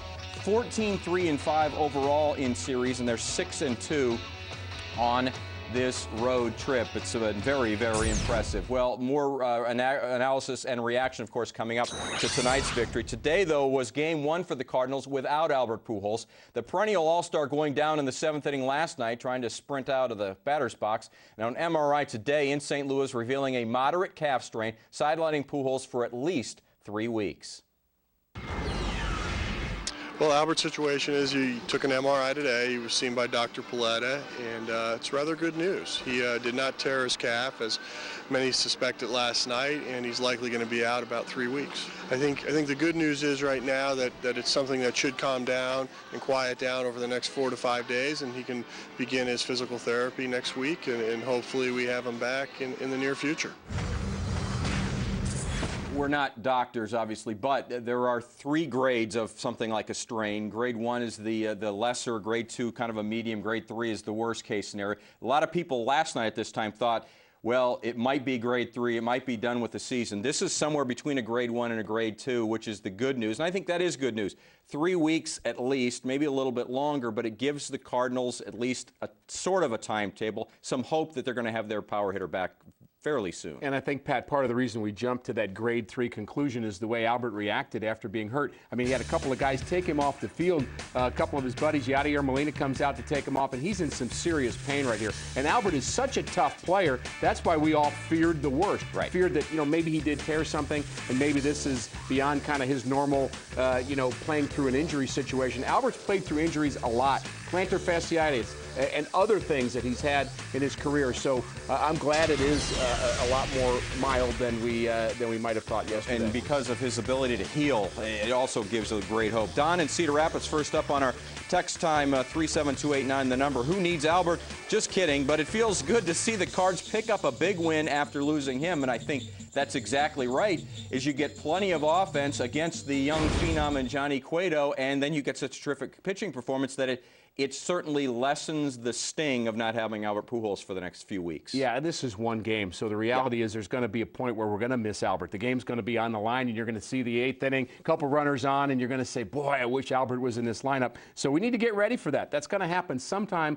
over the next few weeks. But the more the Cardinals can get off the fast starts, the more they can rely on a bullpen, which to me is kind of as good as it's been all year right now. The bullpen kind of firing on all cylinders. If the Cardinals can get those early leads, perhaps we'll be able to kind of weather this storm. And honestly, Pat, if the club goes 500 or better without Albert, I would say that's pretty good. Well, and I think a lot of us think if they can stay 500 from this point on, they'll have a great chance to make the playoffs as well. We're going to talk much more about Braden Looper. What an outstanding performance he had tonight on the mound. Stick around.